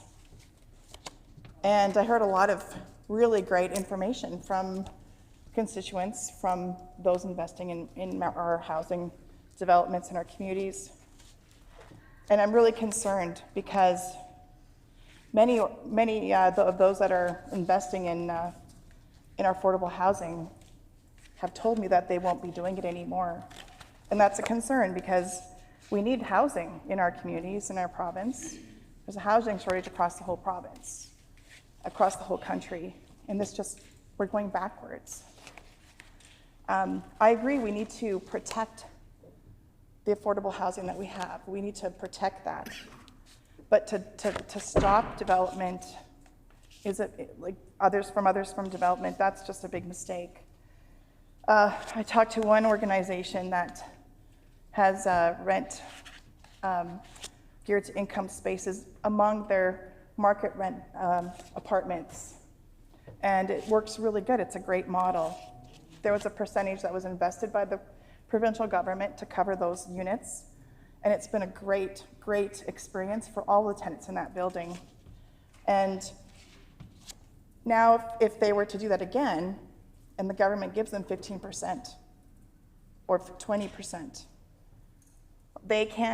they'll never be able to sell their building. That's an investment. That's still 85% of their own money they're putting into that building. They're told they can't sell that because the government gave them 15% investment. That's controlling someone who invested 85% of their own hard-earned money for their investment, for their future, for their families, for the community, for whatever reason they're investing that money in. So we need to consider the amendments that were brought forward, but they were, we need to consider them because 15% is not very much. And again, if we look at the 17 years of neglect that the NDP, the previous NDP government, left Manitoba Housing in, it's unacceptable. And they want to take and blame the past government, the Conservatives, for that short little window that they were trying to fix in all the issues from 17 years of neglect. Like, how does that even make sense to me? So I'm just going to bring that to the attention of everyone here, because 17 years of neglect for a house is a lot.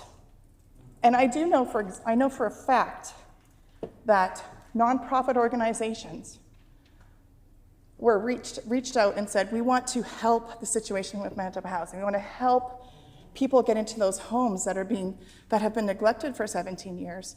What can we do to help? Well, so there was an arrangement made, and it worked really well. I will give you an example of a community in rural Manitoba that made an agreement with the government, the PCs. They took over the Manitoba Housing units, and they committed to keeping them affordable and rent geared to income, just like everybody else, just like all the Manitoba Housing units. They took them, they fixed them up, and they're being used, every single one of them. There's not one empty. There's a wait list because they're such great places to live. And it gives dignity to those people who really need that home. They deserve a nice place to live. They deserve something that's been invested in and fixed up. So I just want to bring the attention that those ones that were sold to that nonprofit organization are committed to rent geared to income. It wasn't like they were just sold off for profit. And I think we need to clarify that that was not the situation. In 90%, on all of those situations that I know of, they were sold off, but they were made with a commitment that they would stay affordable. And that's something that the government's not talking about.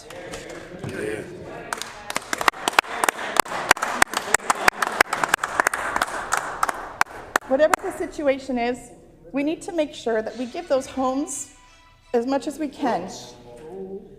We need to make those homes, we need to fix up those homes that we have right now in stock. They're empty, they're sitting empty right now. The current government's not fixing them up. They're sitting empty. We need to make sure that we continually look at who needs those homes and put them first. Give them the dignity to have a nice home to live in. And if we stagnate, if we stop investment from the private sector into these affordable housing homes, how is that going to help any of our housing move forward? It's not going to. So I just want to speak up a little bit about that. We need to make sure we work as partners, and 15% is not a partnership. That's basically saying, here, we're going to give you a little bit of money, but now we get to own the whole building. I would never buy it or invest in something if I had to pay 75 or 80%, 5% of something, and give 15% back and say, oh, well, now you can have ownership of my home. That's basically what you're doing. It doesn't make any sense to me.